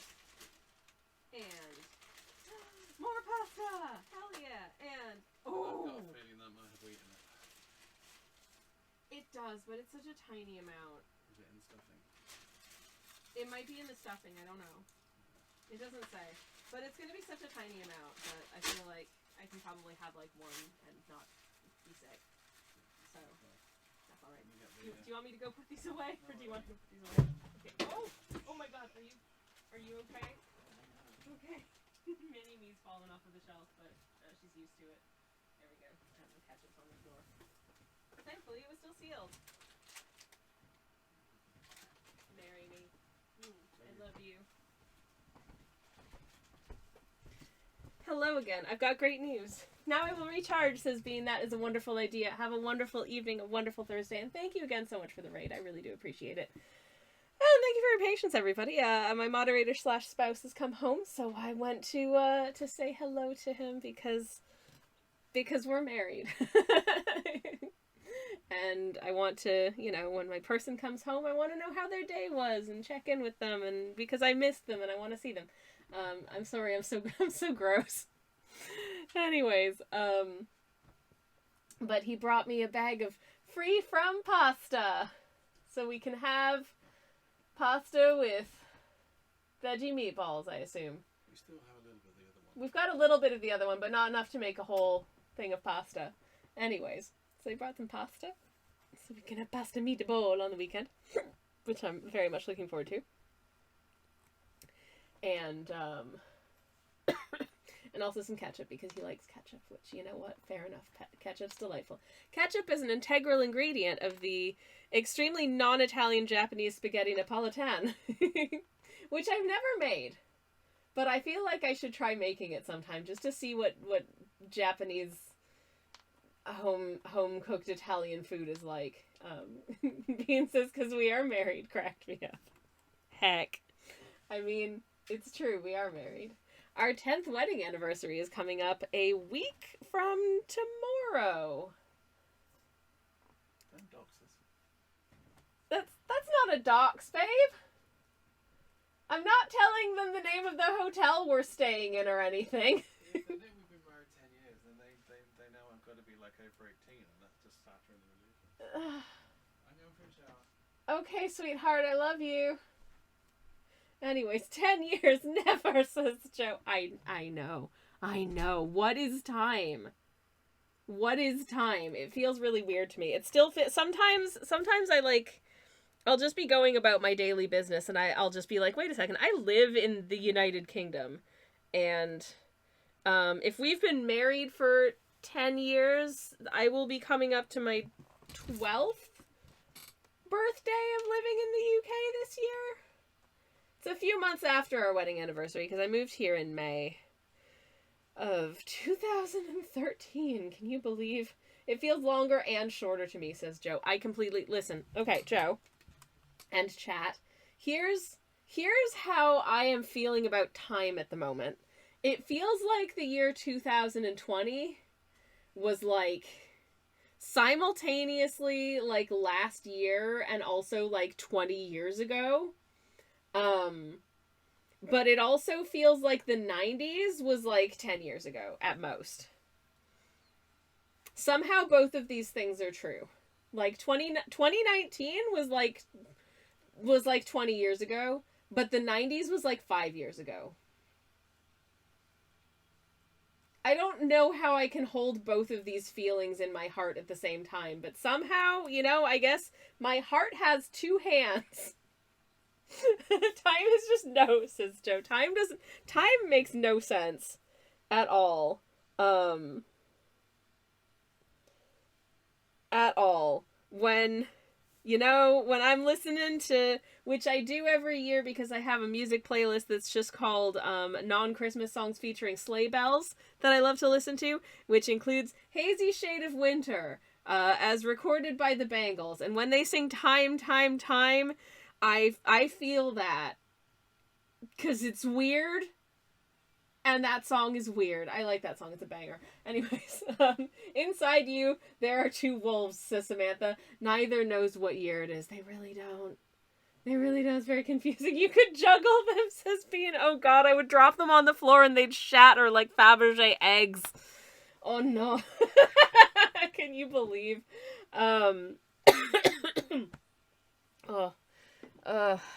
Yep. Anyways.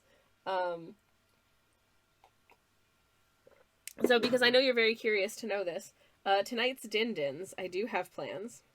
I do. And my plans for tonight's din-dins are as follows. I bought these air fryer nuggets. I don't know what makes them specifically for the air fryer, but they call them air fryer nuggets, so okay. I'm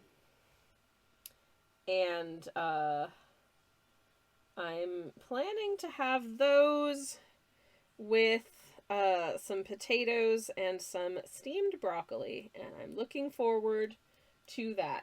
I really hope that these nuggies are not gross, because I had previously had a type of nuggie from the same brand that I really did not like, but it had like, I think it's because the breadcrumb coating had seeds in it, and the seeds made it too crunchy instead of like the crispy crunchy of like a breadcrumb coating. It was like the crunchy of a seed, and I did not enjoy that. Oh no, I put those stripes too close together. I'm gonna have to make this stripe wider now to compensate. Ah! Okay, that'll do. A nice striped vessel back there. Rex says, speaking of time, Now That's What I Call Music is currently at volume 119. Has it really been that many years? When did Now That's What I Call Music start? How many of them did they I assumed that they released like one of them per year, which means that it's been going since, hold on. Okay, it's been going since, it's been going since just 1926. That can't be right. I bought 36 as my first album. That was in the 90s. They released like 3 to 5 per year. That makes more sense, because I was like, I don't think this existed like pre-war. But okay. Oh no. Now that's what I call a lot of music, says Samantha. Yup, I have never... Can you believe, to learn to know, I have never owned a Now That's What I Call Music compilation? I have never owned a Now That's What I Call Music compilation. I did have Dance Mix 94 in 1994. That's the closest I get to a Now That's What I Call Music compilation. But that was all specifically, like, dance tracks. Which was a weird choice for me, because I was mostly, like, a rock and roll child. But all the other kids liked dance pop, so I wanted to be cool. So I bought Dance Mix 94. Even though I would have rather probably been listening to, like, Soundgarden at the time. Or... I don't know, like, NoFX, maybe? Were they around then? Alanis Morissette? I don't know. Anyways. Single-handedly preventing CDs from becoming dead media, says Rex. Yeah, absolutely. I mean, somebody must still be buying them. So, you know... Samantha says, making my own, now that's what I call music, and it's just Chapel Roan. You know what? Fair enough.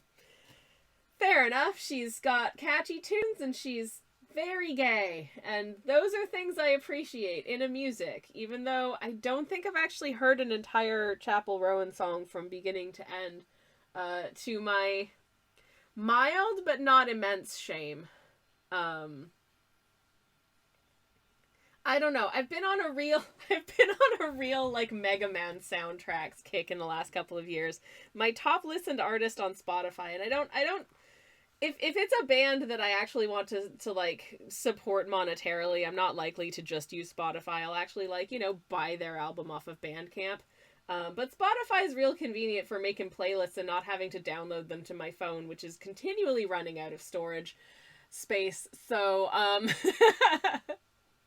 and also really useful for stuff like just listening to the soundtrack to Mega Man 2. But yeah, Smith, this is, look, one of her songs includes I do know the lyric, I heard you like magic, I got a wand and a rabbit. I understand that reference. And since I'm over 40, can attest to the fact that such implements are really good for like when your lower back just hurts real bad, or like you've got a weird pain in your shoulder. God, I'm old. Anyways, Rex says my brother saw her in the summer of 2023 in Canada. It was a tiny venue of like 100 people, and there was a pajama hangout after the show. Damn, she really did blow up fast. My goodness, that is meaty. I remember she seemed to kind of just appear out of nowhere in my, even though like obviously she's been recording and touring for years. She kind of appeared out of nowhere in my like radar of things people I know like. But yeah, Hyrule. Also, hello, Hyrule. It's lovely to see you. Welcome in. Hyrule says Chapel Roan sounds really good in the 10 to 30 second clips I've heard on TikTok and the Fortnite emote. Yep. That's pretty much, I think I actually used a clip of a Chapel Roan song in one of my Instagram posts.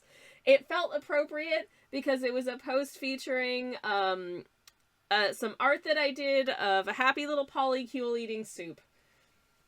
So, as you do. That's normal, right? This is normal content to make art out of. I don't know. Oh my goodness. Chad, I'm so sorry. I'm so sorry. Oh my goodness. Okay. Okay, I think that's over. I'm gonna take this sort of warmish brown and this sort of warmish brown and just sort of mash those warmish browns together, and then I'm gonna water it down quite a bit. And I'm just gonna give these little dishes here a nice glaze. Just a nice little sort of warm stoneware glaze, and I think I'll use the same glaze for this plate that the toast is hanging out on.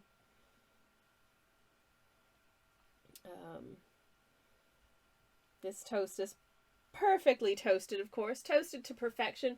I like a darker toast, not like a burnt toast, but I like a toast that's got a good, you know, brownness on it. I don't like toast when it's just like barely warmed and a little bit dry on the outside, and it's got to be toasted. Samantha says the other important thing about Chapel Roan is that she wears nice outfits. Like, holy heck, is she serving for the lesbians in those outfits? Oh yeah, she's got a very interesting fashionable persona look deal. That was worded poorly. You know what I mean. She's got a very distinctive fancy dress sense, I think. As a person what does stuff. I could not with those outfits, personally, because I don't know. I like to be comfy. I'd be like, man, if I was a pop singer, I'd just be out there in like my pajam jams. Just like, yeah. I like to be comfy. I'm just in like I'm just in like a big skirt, you know? But then again, I'm not dressing for anyone. I'm just dressing for me. I'm in an 18th century wrapping gown. I'm in a sweatshirt that says words are hard in big letters.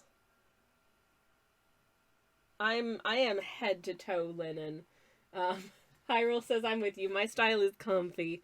I wish, sometimes I feel like if I would seem fashionable and cool and people would be like, "Wow, you've got really cool style," if I was like young and thin.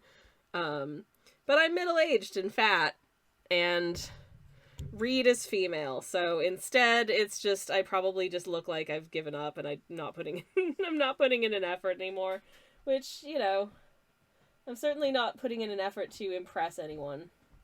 So I guess that's kind of true. I'm just adding in some drying botanicals back here. Bean has made a face that I don't know how to read, but I love it because it's kind of like how shall I say? It's like nee. That's how I read that face because it's a new face with like angry eyebrows. So it's like I love it. I love it so much. The energy of that is great. Bean says, I like to wear a large t-shirt that is like a tent. Oh, yes. Love a tent garment. Samantha says, I'm not sure I would go for those outfits either, but I can sure as heck appreciate them. Oh, completely. There are a lot of looks that I see other people wear, and I'm like, yes, this looks super good. Like, would I wear it? No. But can I appreciate that this other person is absolutely, like, nailing it? Yeah, for sure. 100%. Angoo, it's like a cheeky smile, says Bean. I love it. It's genuinely adorable. Thank you for sharing it. Trying to make some good dried herb greens here. Got a slightly grassier hue for this little bundle over here.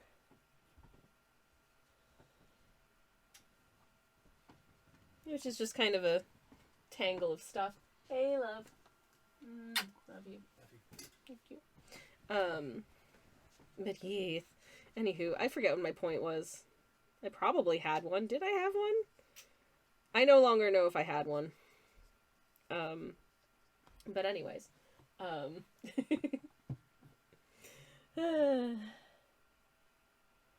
used to want to be able to wear, like, suits and stuff, and then I realized, no, honey, you're 5 feet tall. You will not look good in a suit no matter what you do. Just maybe find a different niche. My niche is 18th century milkmaid, Hobbit-esque. Hobbit is a good look for me because I'm already, like, 5 feet tall with slightly big feet for my height. No, I will not provide photographic evidence of this, certainly not for free. But yes, anywho. Okay.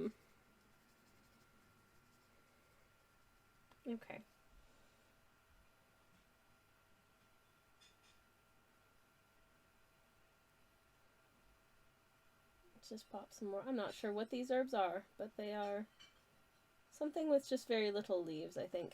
There. Yay! We've got some herbs drying over the hearth. Give their foods lots of lovely, lovely flavor.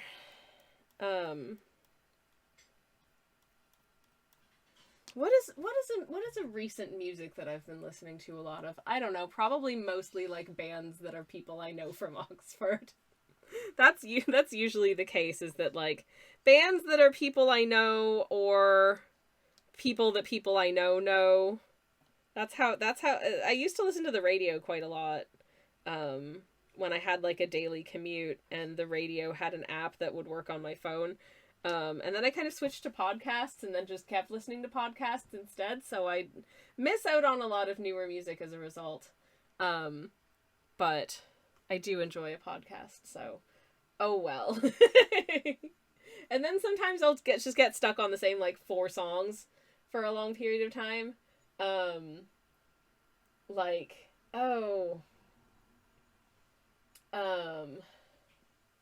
I think of the things that I listened to last year. I don't know if any of them were actually like new. I think one of them was definitely a new song from last year.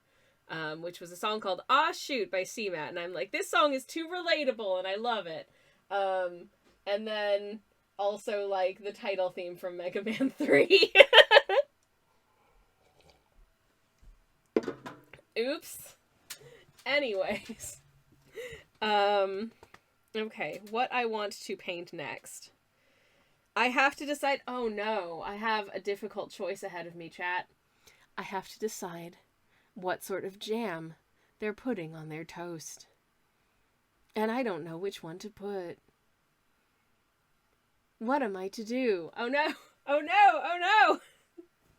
What color of jam is gonna do the toast? I don't. Oh shoot! Heck, that's a tough decision. So I'm gonna paint in this fella's handsome little pajimmy jam wrapping gown instead, because that's easier for me to think of. I'm gonna use this nice sort of blue something.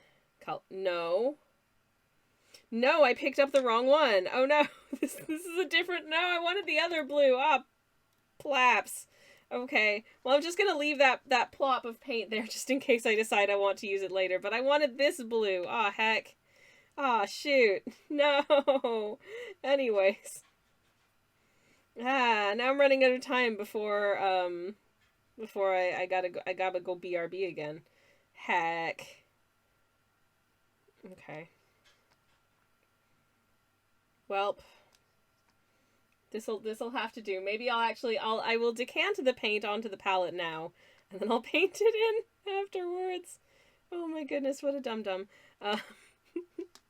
Can't believe I almost painted it the wrong color. Would it have made that much of a difference? No. Would anyone have known it was the wrong color if I hadn't said anything? Also, no. What am I doing? I don't know. Anyways. I'm gonna take another sip of my beverage. Whilst we are BRB, please consider having a beverage if you haven't hydrated yourself recently, having a stretch if you haven't stretched recently, and if you're meant to have taken meds by now today, and you haven't yet, take your meds. All of these things are good. We'll be back in a wee moment. I hope you have a nice BRB screen, which I'm thinking the BRB screen probably needs a revamp at some point, because it's a couple of years old now, and I don't know, I feel like my art's better. But here's the BRB screen in the meantime. Enjoy the BRB screen. Enjoy the BRB song. I shall indeed be RB. And we're back. Hi, everybody. Welcome back. Thank you for sticking around. And hello. Yay! Samantha's grocery delivery is here. Yay! Congratulations on having food. I love that for you. Also, hello, Tals. Welcome in. How are you doing? It is very wonderful to see you, and welcome. I am going to paint in this delightful 18th century wrapping gown, which was not only like a sort of around the house garment, but was very much just sort of like outerwear by certain types of fellas. It was a very popular garment, the wrapping gown. It very much had a moment in sort of the early to mid 18th century. Very, very comfy as well. A relative of the banyan, but the banyan was a bit more fitted of a garment than the wrapping gown, which was a bit more voluminous and very easy to construct as well. Basically just kind of a T shape with a couple of little sort of elements to adjust for like comfy. Tal says, I am weary after a long day of work. Hope you are well. I am well, thank you for asking. Thank you. Strawberry tea honey, thank you so much for the follow, and what a delicious username. Welcome on in. Hope you're having a lovely day as well. Okay, hopefully this is a good... Ooh, yeah, this is pretty. Okay, I'm into it.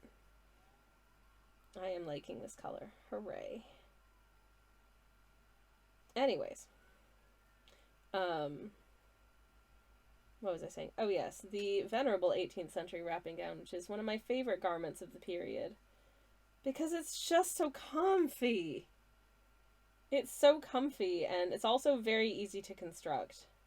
Because it's not, there really isn't anything that's like super fitted about it. So really all you need to be aware of is like just making sure that it's voluminous enough to fit the wearer, and it's the right length. And that's kind of it. Which is, in my estimation, pretty great as far as a garment goes. I'm not a huge fan of, making super fitted stuff like at some point I'm going to make myself a pair of 18th century breeches, but I'm not looking forward to it because it involves so many measurements and, testing out measurements and that kind of thing. And I'm like, oh, no effort. It's mostly bulky stuff like drinks and cooking oil and potatoes that I don't want to carry home from the local shop, so I do a big shop of heavy stuffs once a month, says Samantha. Yeah, that's a mood. I will oftentimes do the same thing for, I'll stock up on, several cartons of oat milk that I can just live in the cupboard sort of thing. When I get a delivery, a bunch of tins of stuff that comes in tins, that kind of thing. Very, very useful. Especially when obviously I don't know whether or not you drive. I don't know if you have a car, but we don't have a car. So trying to carry home a bunch of heavy stuff on the bus is it's prohibitive and generally not possible for me. So, it's nice sometimes to just have somebody rock up and bring it to the house. Strawberry Tea Honey says, I love your art style. Oh, thank you so much. That's incredibly kind. Thank you. Very nice of you to say. I really appreciate it. And I do hope that you're having a lovely day. I've reached the point of stream where I'm very much looking forward to my din-dins. I really hope that we've got these, they're like vegetable nuggies. So rather than being the corn chicken, because I don't eat regular chicken, but instead of the corn chicken nuggies, they are vegetable nuggies. So I think these are spinach and carrot nuggets, and I don't know, I just really hope that they're delicious, because it could very much go either way. But I think the idea sounds so good to me. Because, I love vegetables. And I love a nugget situation. So I want them to be good. Anyways. Making sure that I don't accidentally paint over our little guy's slice of toast there. Which he is very carefully putting jam and stuff on. I still haven't decided what flavor of jam. Obviously a nice marmalade is a classic choice, but it could be strawberry, it could be raspberry, but not blue ras, not in the 18th century. Blue raspberry wasn't invented yet. When was blue raspberry invented, I wonder? I feel like the late 80s feels like around the time. Anyways, raspberry jam, says Joe. Oh, I do love raspberry jam. I had raspberry jam yesterday, in fact, on some gluten-free sourdough. It was nice. Samantha says, I am licensed but careless, so I do a weekly shop where I walk down to the shop, hop on a bus home for a little top of things like milk and such, and do a big shop of heavy, long-lasting stuffs by delivery. Very, very, very sensible way of going about things. Vegetable nugget sounds amazing, says Strawberry Tea Honey. I really hope they are yummy. Thank you so much. I am very much hopeful that they are. And Joe has voted for raspberry. It's gonna bother me if I don't find out now. We were talking about blue raspberry in chat earlier, and I wonder if the internet will be able to tell me what the origin of blue raspberry is. Right, so wow, what?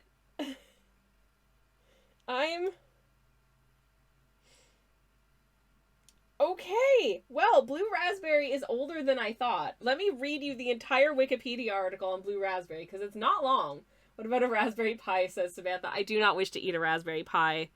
I feel like it would be very crunchy and probably not good for my digestion. That's a Raspberry Pi as in, like, the computer, not as in the pastry, by the way, for anyone who isn't reading chat. Okay. Blue raspberry, and I quote, is a manufactured flavoring and food coloring for candy, snack foods, syrups, and soft drinks. The color does not derive from any species of raspberry, which was a great disappointment to me when I was a youngin'. However, the flavor is intended to mimic that of a black cap raspberry. Its flavor was developed using esters that are part of the flavor profile of pineapple, banana, and cherry. Okay. Yada yada yada, E numbers, bloody bloody blah.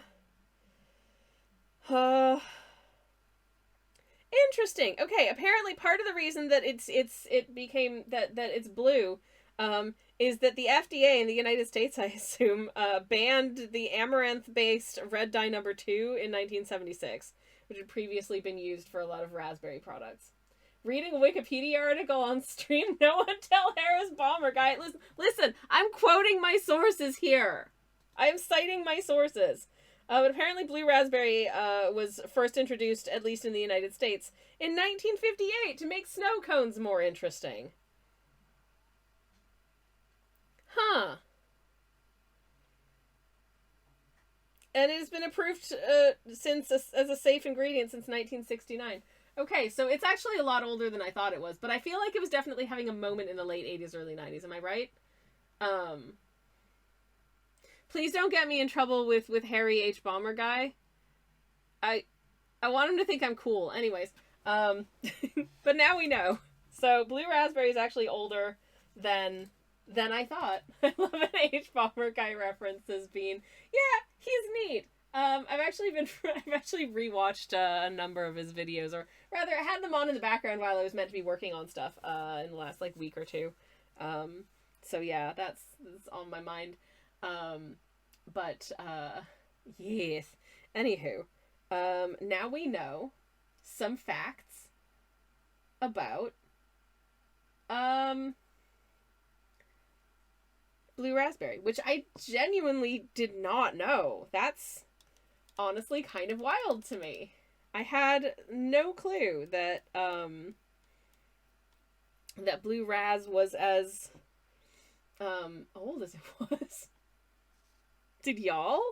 Like, I very much thought it was a product of like the oh shoot, oh no.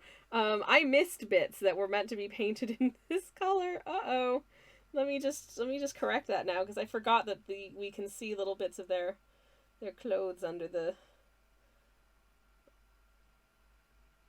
beneath the table. So let me attempt to rectify this real quick. Heck. I'm glad I caught that now and not like significantly later, when I would have had to like re-wet the paint and possibly mucked up the like saturation level of it and stuff. Oh jeez. Okay. All right. Okay. We've done it now. We're good. Oh no. Oh, what a ding dong. Okay. All right. Maybe I'll mix up some fish next. Maybe they should actually, maybe their skin should be colored in. Do we think that they should maybe have, they maybe shouldn't just be ghost colored? Because these guys ain't ghosts. We have drawn ghosts on stream. One of my like long time sort of referencey / character type / whatevers was Ghost. There we go. Somehow mixing together 2 browns and a purple has made brownish, which if I water down enough will hopefully make person color. Anyways, as usual, instead of testing it on like a separate piece of paper, I'm just going to go in and test it on a hand. And honestly, I think that tracks pretty well. I think that works. Good, great. Delightful. Anyways, okay. Oh, you know what I was thinking? What I was thinking about when I was on BRB just now. I enjoy a perfume situation. I don't like when my perfume is so like intense that other people in my vicinity can smell it without being my significant other and basically like getting right next to my wrist. Um, but I do like a perfume situation for personal use and to help regulate my senses sometimes. So I will oftentimes put a fragrance on before I go out.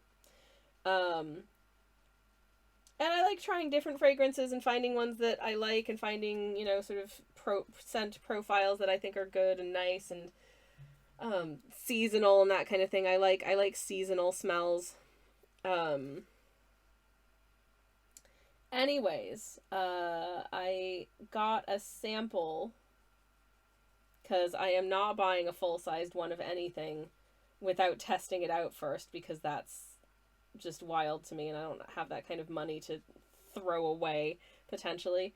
So I got a little via a third-party service that like decants little sample-sized vials of perfume. I got this scent that's called Ombre Leather. I like leathery smells. Apparently, it's got a very sort of cowboyish vibe. That sounds delightful. I want to smell like a fancy cowpoke. Are you kidding me? That sounds wonderful. So I got myself a little sample spritz of Ombre Leather.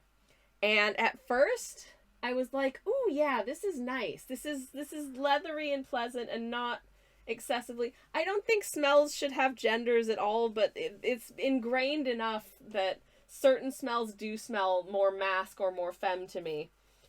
This one smelled very sort of like, very non-beanie by comparison, which I love. I like a non-beanie smell. Surprise. but I really liked it at first. And then as I was walking around, I was like, okay, I've got this like fragrance that I can't get out of my nose that smells like the sort of powdery floral I associate with like an older lady who is nose blind to her perfume and puts on way too much of it. Like that kind of fragrance. And I realized that somehow this perfume, which is supposed to be like cowboy, leathery cowboy situation, that when the leathery cowboy smell fades away, you're just left with this powdery floral that smells like a nose-blind older lady who puts on too much perfume. And the worst, which once I figured it out, I was like, okay, I'm going to have an incredibly thorough shower because it's stuck to my hair. And then it'll be gone forever and I'll just never wear it again. But it's attached to my winter coat and I don't know how to get it out. I'm trying to air it out, but like, it's so strong and it's been almost a week and I can still smell it really strongly. And I'm so upset. I wasn't even wearing the coat when I spritzed it on, but I can't get rid of it. And I don't like it. And it's every time I like move my hand or something when I have my coat on, I notice it and I'm like, ugh. Because I do not like the way, and it makes me really sad. Because like the opening of that fragrance was really nice. If I'd tested it at like a shop and been like, yeah, I'll get it, I would have been super disappointed like 6 hours later. So, ugh. Yeah, don't know what to do with my, I don't want to go through like soaking my coat in anything or doing stuff like that because this is the winter coat that I wear every day I go out, and I go out a couple times a week. So I kind of need it, but also I just got this coat, like it's brand new. I don't want to put it through like a bunch of torturous washes or anything like that at this point. So I'm really just hoping that if I just continue sort of like hanging it with my laundry when I'm not wearing it and trying to air it out as much as I can, that it will improve. It's kind of tough, obviously, because it's winter right now. So, I can't, even if I had a line to hang it outside on, I probably wouldn't at the moment because it is cold out and I'm not hanging stuff outside right now. But yeah. I don't know why this works for like faces and stuff, but I'll just put on way too much paint and then blot most of it off and then I end up with a good face color. That feels like That more or less matches my hand. Good job, me. Pat's back, says Bean. Thank you, Bean. I appreciate that. Tal says, oh dear, other than more airing, I'm not sure what would work. Yeah, right? Like, okay, so here's I think part of my, like, negative association with that scent is that, like, I don't know, 15, 20 years ago, somewhere around then, I purchased a vintage coat, a vintage wool coat. It was gorgeous. It was adorable. It fit me like a glove. It was a really cute fabric. But it had that smell, but even stronger. And I put it through the wash like half a dozen times, and the smell would not leave it. I tried, like, hanging it out, airing it out, doing all kinds of stuff, and that smell would not leave the fabric. So I'm really scared that my beautiful brand new winter coat that I've worn like a dozen times at most just smells like that now, and that is really upsetting if true. I need to get rid of it, but I don't know what else to do than just air it out as thoroughly as I can. Ah! No. Sad. Apart from, I don't know, right, maybe write a sternly worded letter to Tom Ford being like, your perfume ruined my coat. What do you have to say for yourself? Though I realize he also wasn't actually the person who, like, formulated the perfume. Like, he hires people to do that, obviously. But Tom, you've got some splaining to do because it's not good. I was surprised by that, actually, because it seems very, very well liked as a smell, but I've disliked smells that other people liked a lot before as well. There's a fragrance called Huile, and the description of it was like, you know, very sort of like woody and cozy, and I like a sort of foresty wood situation. That sounds delightful to me. Like the things listed as smells in it sounded really, really good. And then I put it on and I was like, it smells like medicinal burnt rubber to me. Oh no. Like, it was bad. I was expecting some pleasant wood smells and a whiff of nice incense, but no, it was just bad. So, you know, yay. Loved that for me. Okay. Anyways, so that was my nightmare also. Fun stuff. Once again, what if I just start painting with this color and see if I feel like it's an appropriate color for this person's tummy. And yes, he is wearing a crop top and you can see his tum-tum. Bean says, recently I learned that Christian Dior is a person and many brands are named after their creator. I was shocked. Yeah. Apparently so. I don't know anything about Christian Dior, but I'm gonna guess French.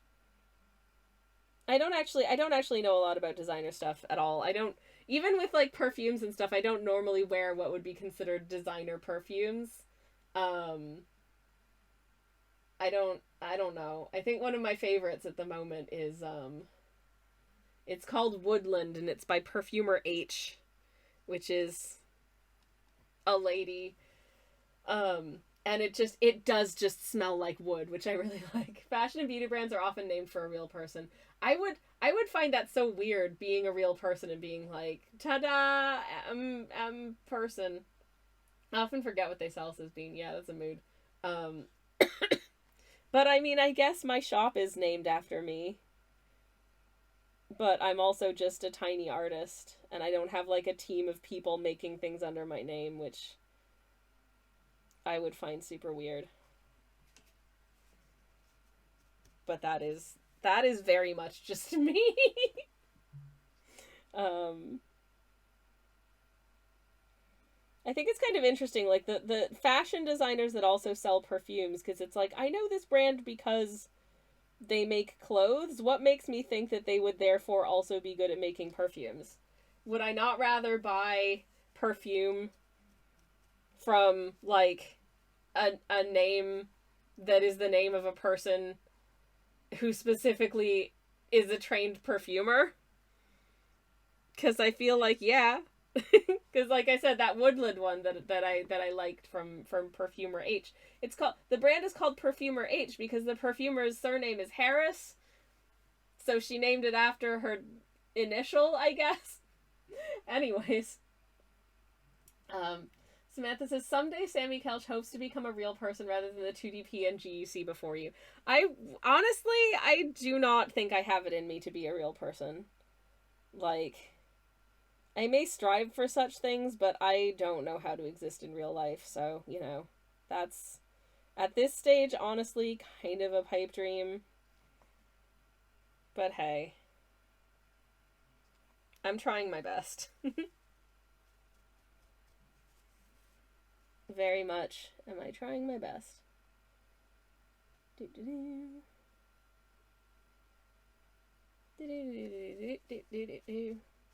There we go. Hopefully I can still see where I drew in a little bit of the very top of some chest hair there, importantly, and I can still see where the belly button is to be drawn in, because again, crop top.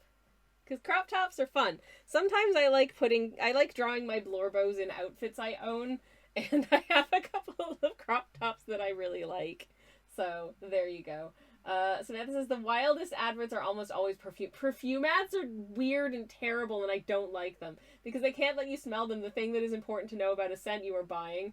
So they're trying to sell you an idea of who you are when you wear the scent. And I think part of the reason that, like, perfume ads generally kind of fall flat for me is that none of them are selling a person that I want to be. Because I'm like, oh yeah, look, that's a 22-year-old model wearing a metal corset?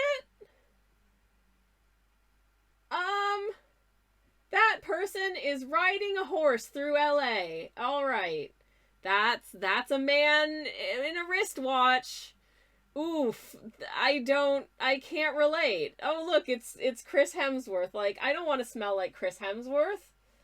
I don't know. Does Chris Hemsworth even smell like he says he does in the adverts? Probably not. He probably smells like he's been, I don't know, on the beach all day with his kids. Because I assume that's what Chris Hemsworth does all day. I don't know. I stopped following his Instagram because it made me depressed because he was just spending all day on the beach with his kids. I mean, I would like to be riding a horse, says Samantha. Chris Hemsworth smells of lightning. Oh, you know what? That probably is kind of a nice smell. If it's that sort of like ozone rainstorm smell, which, if you've ever... Okay, pet peeve time. You know perfumes that say that they smell like watery or like ozone or petrichor, those sort of like water smells? Every single one of them smells like laundry to me. I'm like, this is what I was talking about with trying to synthesize like fruit flavors for sweets earlier. It's like there are certain things that you apparently just are not able to distill into like a synthesized synthetic flavor or fragrance, which are very, you know, taste and smell are very related, so it's relevant. So yeah, like it doesn't work for me. It's like, you know, I bought a little thing of Mountain Rain fragrance oil thinking like, oh, I can make a candle that actually smells like the rain. That would be nice. No, it smells like laundry. I can make a candle that smells like laundry. Great, good. Does it smell good? Yeah, it smells pretty good, but it smells like fresh laundry. It doesn't smell anything like that, like mineral, that humidity and mineral smell that you get when it's just rained. Does it work for anybody? Does anybody smell that and they're like, yeah, that smells like it's just like, I don't know, maybe I'm just not getting the sort of like mental associations that people are making here, but it just feels like such a leap from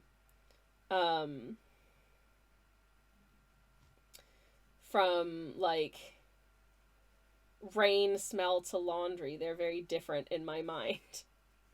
So, gotta call shenanigans on that, if I'm being honest. But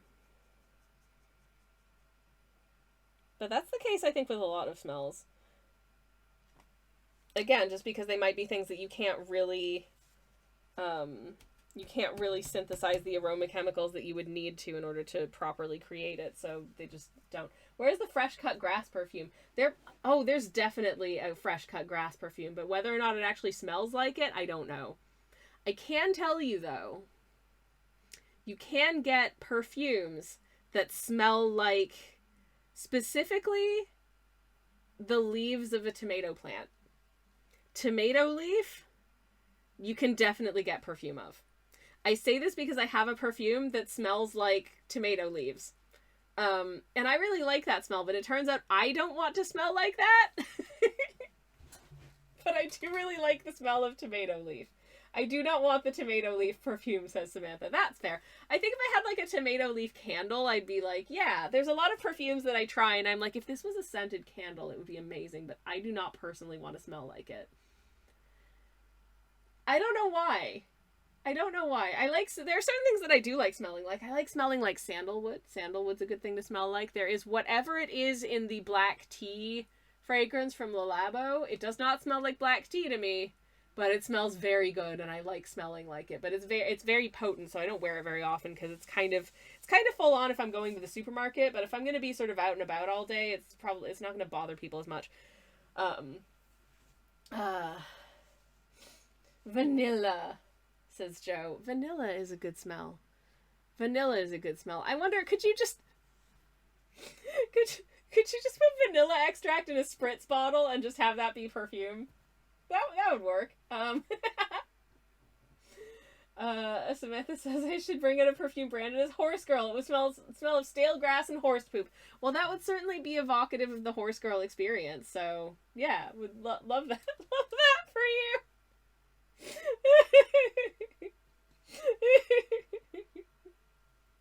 But again, yeah, there are certain smells that are very like evocative or nostalgic or comforting, but that doesn't necessarily mean that you actually want them on your person, it turns out. But yeah.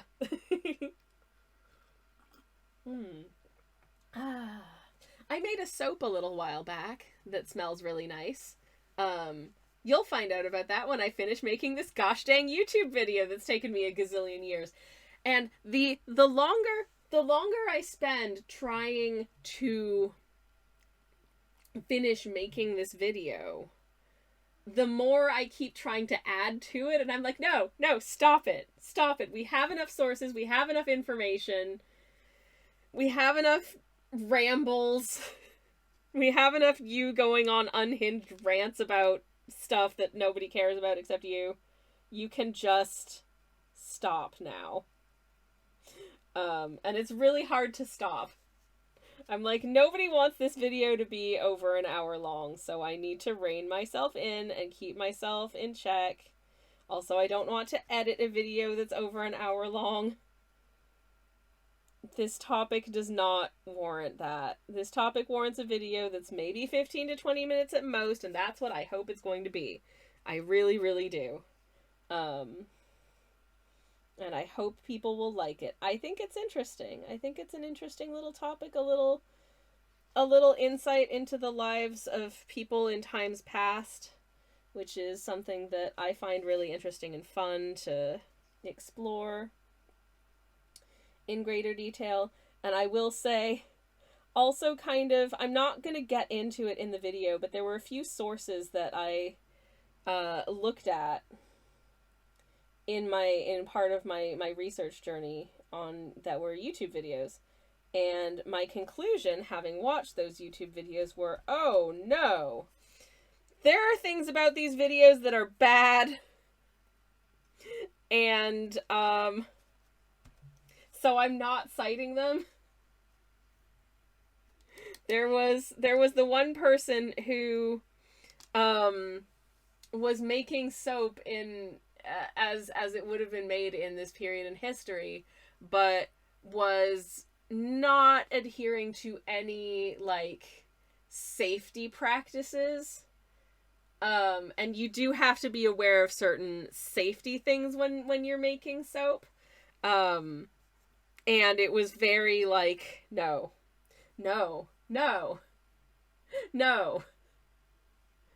I will not be citing this because you're being unsafe. And then there was another person who was just talking about some history of this period, and I think was really overblowing how much worse everything was back then, which also no, I'm much more interested in taking a less sensationalist, like, wow, everything was nasty and people were really stupid back then approach, because I don't think that that's true. I think that there's a lot, like, scientifically that we know that we didn't know several hundred years ago, but from a general point of view in terms of people's, like, lives and goals and sort of desires for themselves, things haven't really changed that much. And I want to highlight that as well, but lye burns so much, says Joe. Yes, absolutely. If you ever decide to actually make, like, hot process or cold process soap entirely from scratch using, sort of like lye, sodium hydroxide and an oil or fat, and emulsify them together, I don't care if it's not historically accurate. You gotta use PPE, okay? Make sure you're in a ventilated area. Make sure you've got gloves on, that your arms are covered, and that any, like, pets or small children are not present, because these things can, if your skin comes into contact with sodium hydroxide unprotected, it will burn for, like, a couple of days, and it'll hurt really bad, and you just kind of gotta wait it out. No more skin, says Joe. Yeah, just don't do it. Scientifically speaking, people suck, says Samantha. Yeah, it's just, it's not good. It's not good. You have to, there are certain safety things you got to do. It's very, I don't care if it's not, like, historically accurate. You gotta look after yourself, okay? And I think it's irresponsible to make a video that's supposedly, like, here's how to do this, and just not observe any of, like, the basic sort of safety that you need to know about when you're working with this kind of thing. Very not cool. Samantha says, scribbled down notes, sodium hydroxide bad. I mean, if you handle it in a safe way, it's great. It has very important uses. For one thing, it's an essential component of soap. You cannot make soap without it. But also, food grade lye, which is the same thing, is also what is used to give bagels their distinctive flavor and texture of crust. But again, it's perfectly safe. Any of the lye that was on the surface of the bagel when you give it a little boil, gets cooked off in the cooking process, and you're just left with delicious bread. Likewise, when you put sodium hydroxide, emulsify it together with an appropriate amount of oil or fat, it goes through a process wherein the individual components are transformed into what becomes soap. And there is no lye left in the soap once it's fully cured. So, there you go. But, for God's sake, I just marvel at the irresponsibility of some people on the internet being like, here's how you do this, and just not thinking, hey, maybe it would be a good idea to highlight the fact that you should be, doing your research and doing these things safely if you're going to do them. Anyways. Sorry for that rant. But yes, sodium hydroxide did I say bagels? I meant pretzels. I meant pretzels. If I said bagels. Bagels get a malt bath. Typically. Or sometimes honey, depending on the type of bagel. Pretzels. I meant pretzels. I'm so sorry. They both get boiled. So my brain gets confusion. Anyway, Sammy Ann. Hi, Sammy Ann. It's lovely to see you. Sammy Ann says, my grand had a lye burn on her face that was a result of an older brother who thought it'd be funny to get the baby to eat lye. No! That was a scary and fun history lesson that followed. Oh no! Sammy Ann, that's horrible! Oh, that's awful. That's not... No, that's not... Older brother, that's not funny. That's mean. Oh my goodness. Well, I I hope she was okay. I mean, she went on to become your grandma, so... But oh my god, that would have been awful. Oh, poor little creature. Anyways, and on that note, I'm gonna paint in this little milk pan back here, and then I'm probably gonna call it for today because I've just seen the time. And while I'm having a wonderful time hanging out with y'all, I do have to cook dinner, so... And also, I've had a lot of beverages, and I need to pee again. So... Let me paint in this little polka dot milk pan, which I should I have used an even tinier brush for this? I'm beginning to think I should have. Oh no.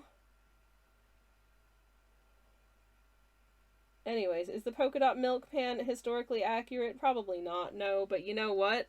You know what it is? It's cute, and I used to have a red and white polka dot milk pan, and it was dang cute, and I used to make hot chocolates in it for myself.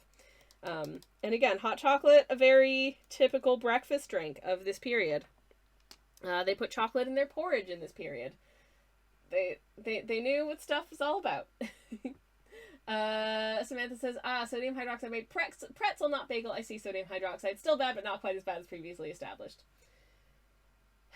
Anyways. So people are historically idiots, says Sammy Ann. Oh yes, but she lived 90 more years after that. Yay! Well, I'm glad to hear that she recovered. But I mean, yes, I suppose it is worth pointing out that historically and contemporarily, some people are idiots. But also, in a lot of ways, people of history aren't that different to the people that are now. So sorry for that rant. I really should save some of this information for when I actually, finish making the video. But I do have a lot of other things to say that I haven't said here, so, you got that to look forward to, I suppose. Anyways, I don't know why it is suddenly showing up that I have a hydrate redeem from 3 months ago that I didn't... I definitely hydrated. Anyways, just makes me want to watch the video more now, says Sammy, and I hope it lives up to the hype. I really do. And on that note, I'm gonna see if there is a friend we can raid to... Oh, you know who I haven't raided in a while? I'm just gonna double check and make sure that he is not just about to finish, because that would be silly. But oh, thank you for the hydrate, Samantha. I will take a sip of my tea. Lovely. Please don't be just about to finish. Hopefully, no. Look. Yeah, it's fine. Okay, this is a game stream, which I know is a little bit different to what we've been doing. But I haven't had a chance to raid my friend Kirby in a while. Kirby is a lovely human being, a really sweet fellow. He's playing God of War Ragnarok, which, fun stuff. Slightly different in tone and content to what we've been up to today, but also just a cool individual. So here's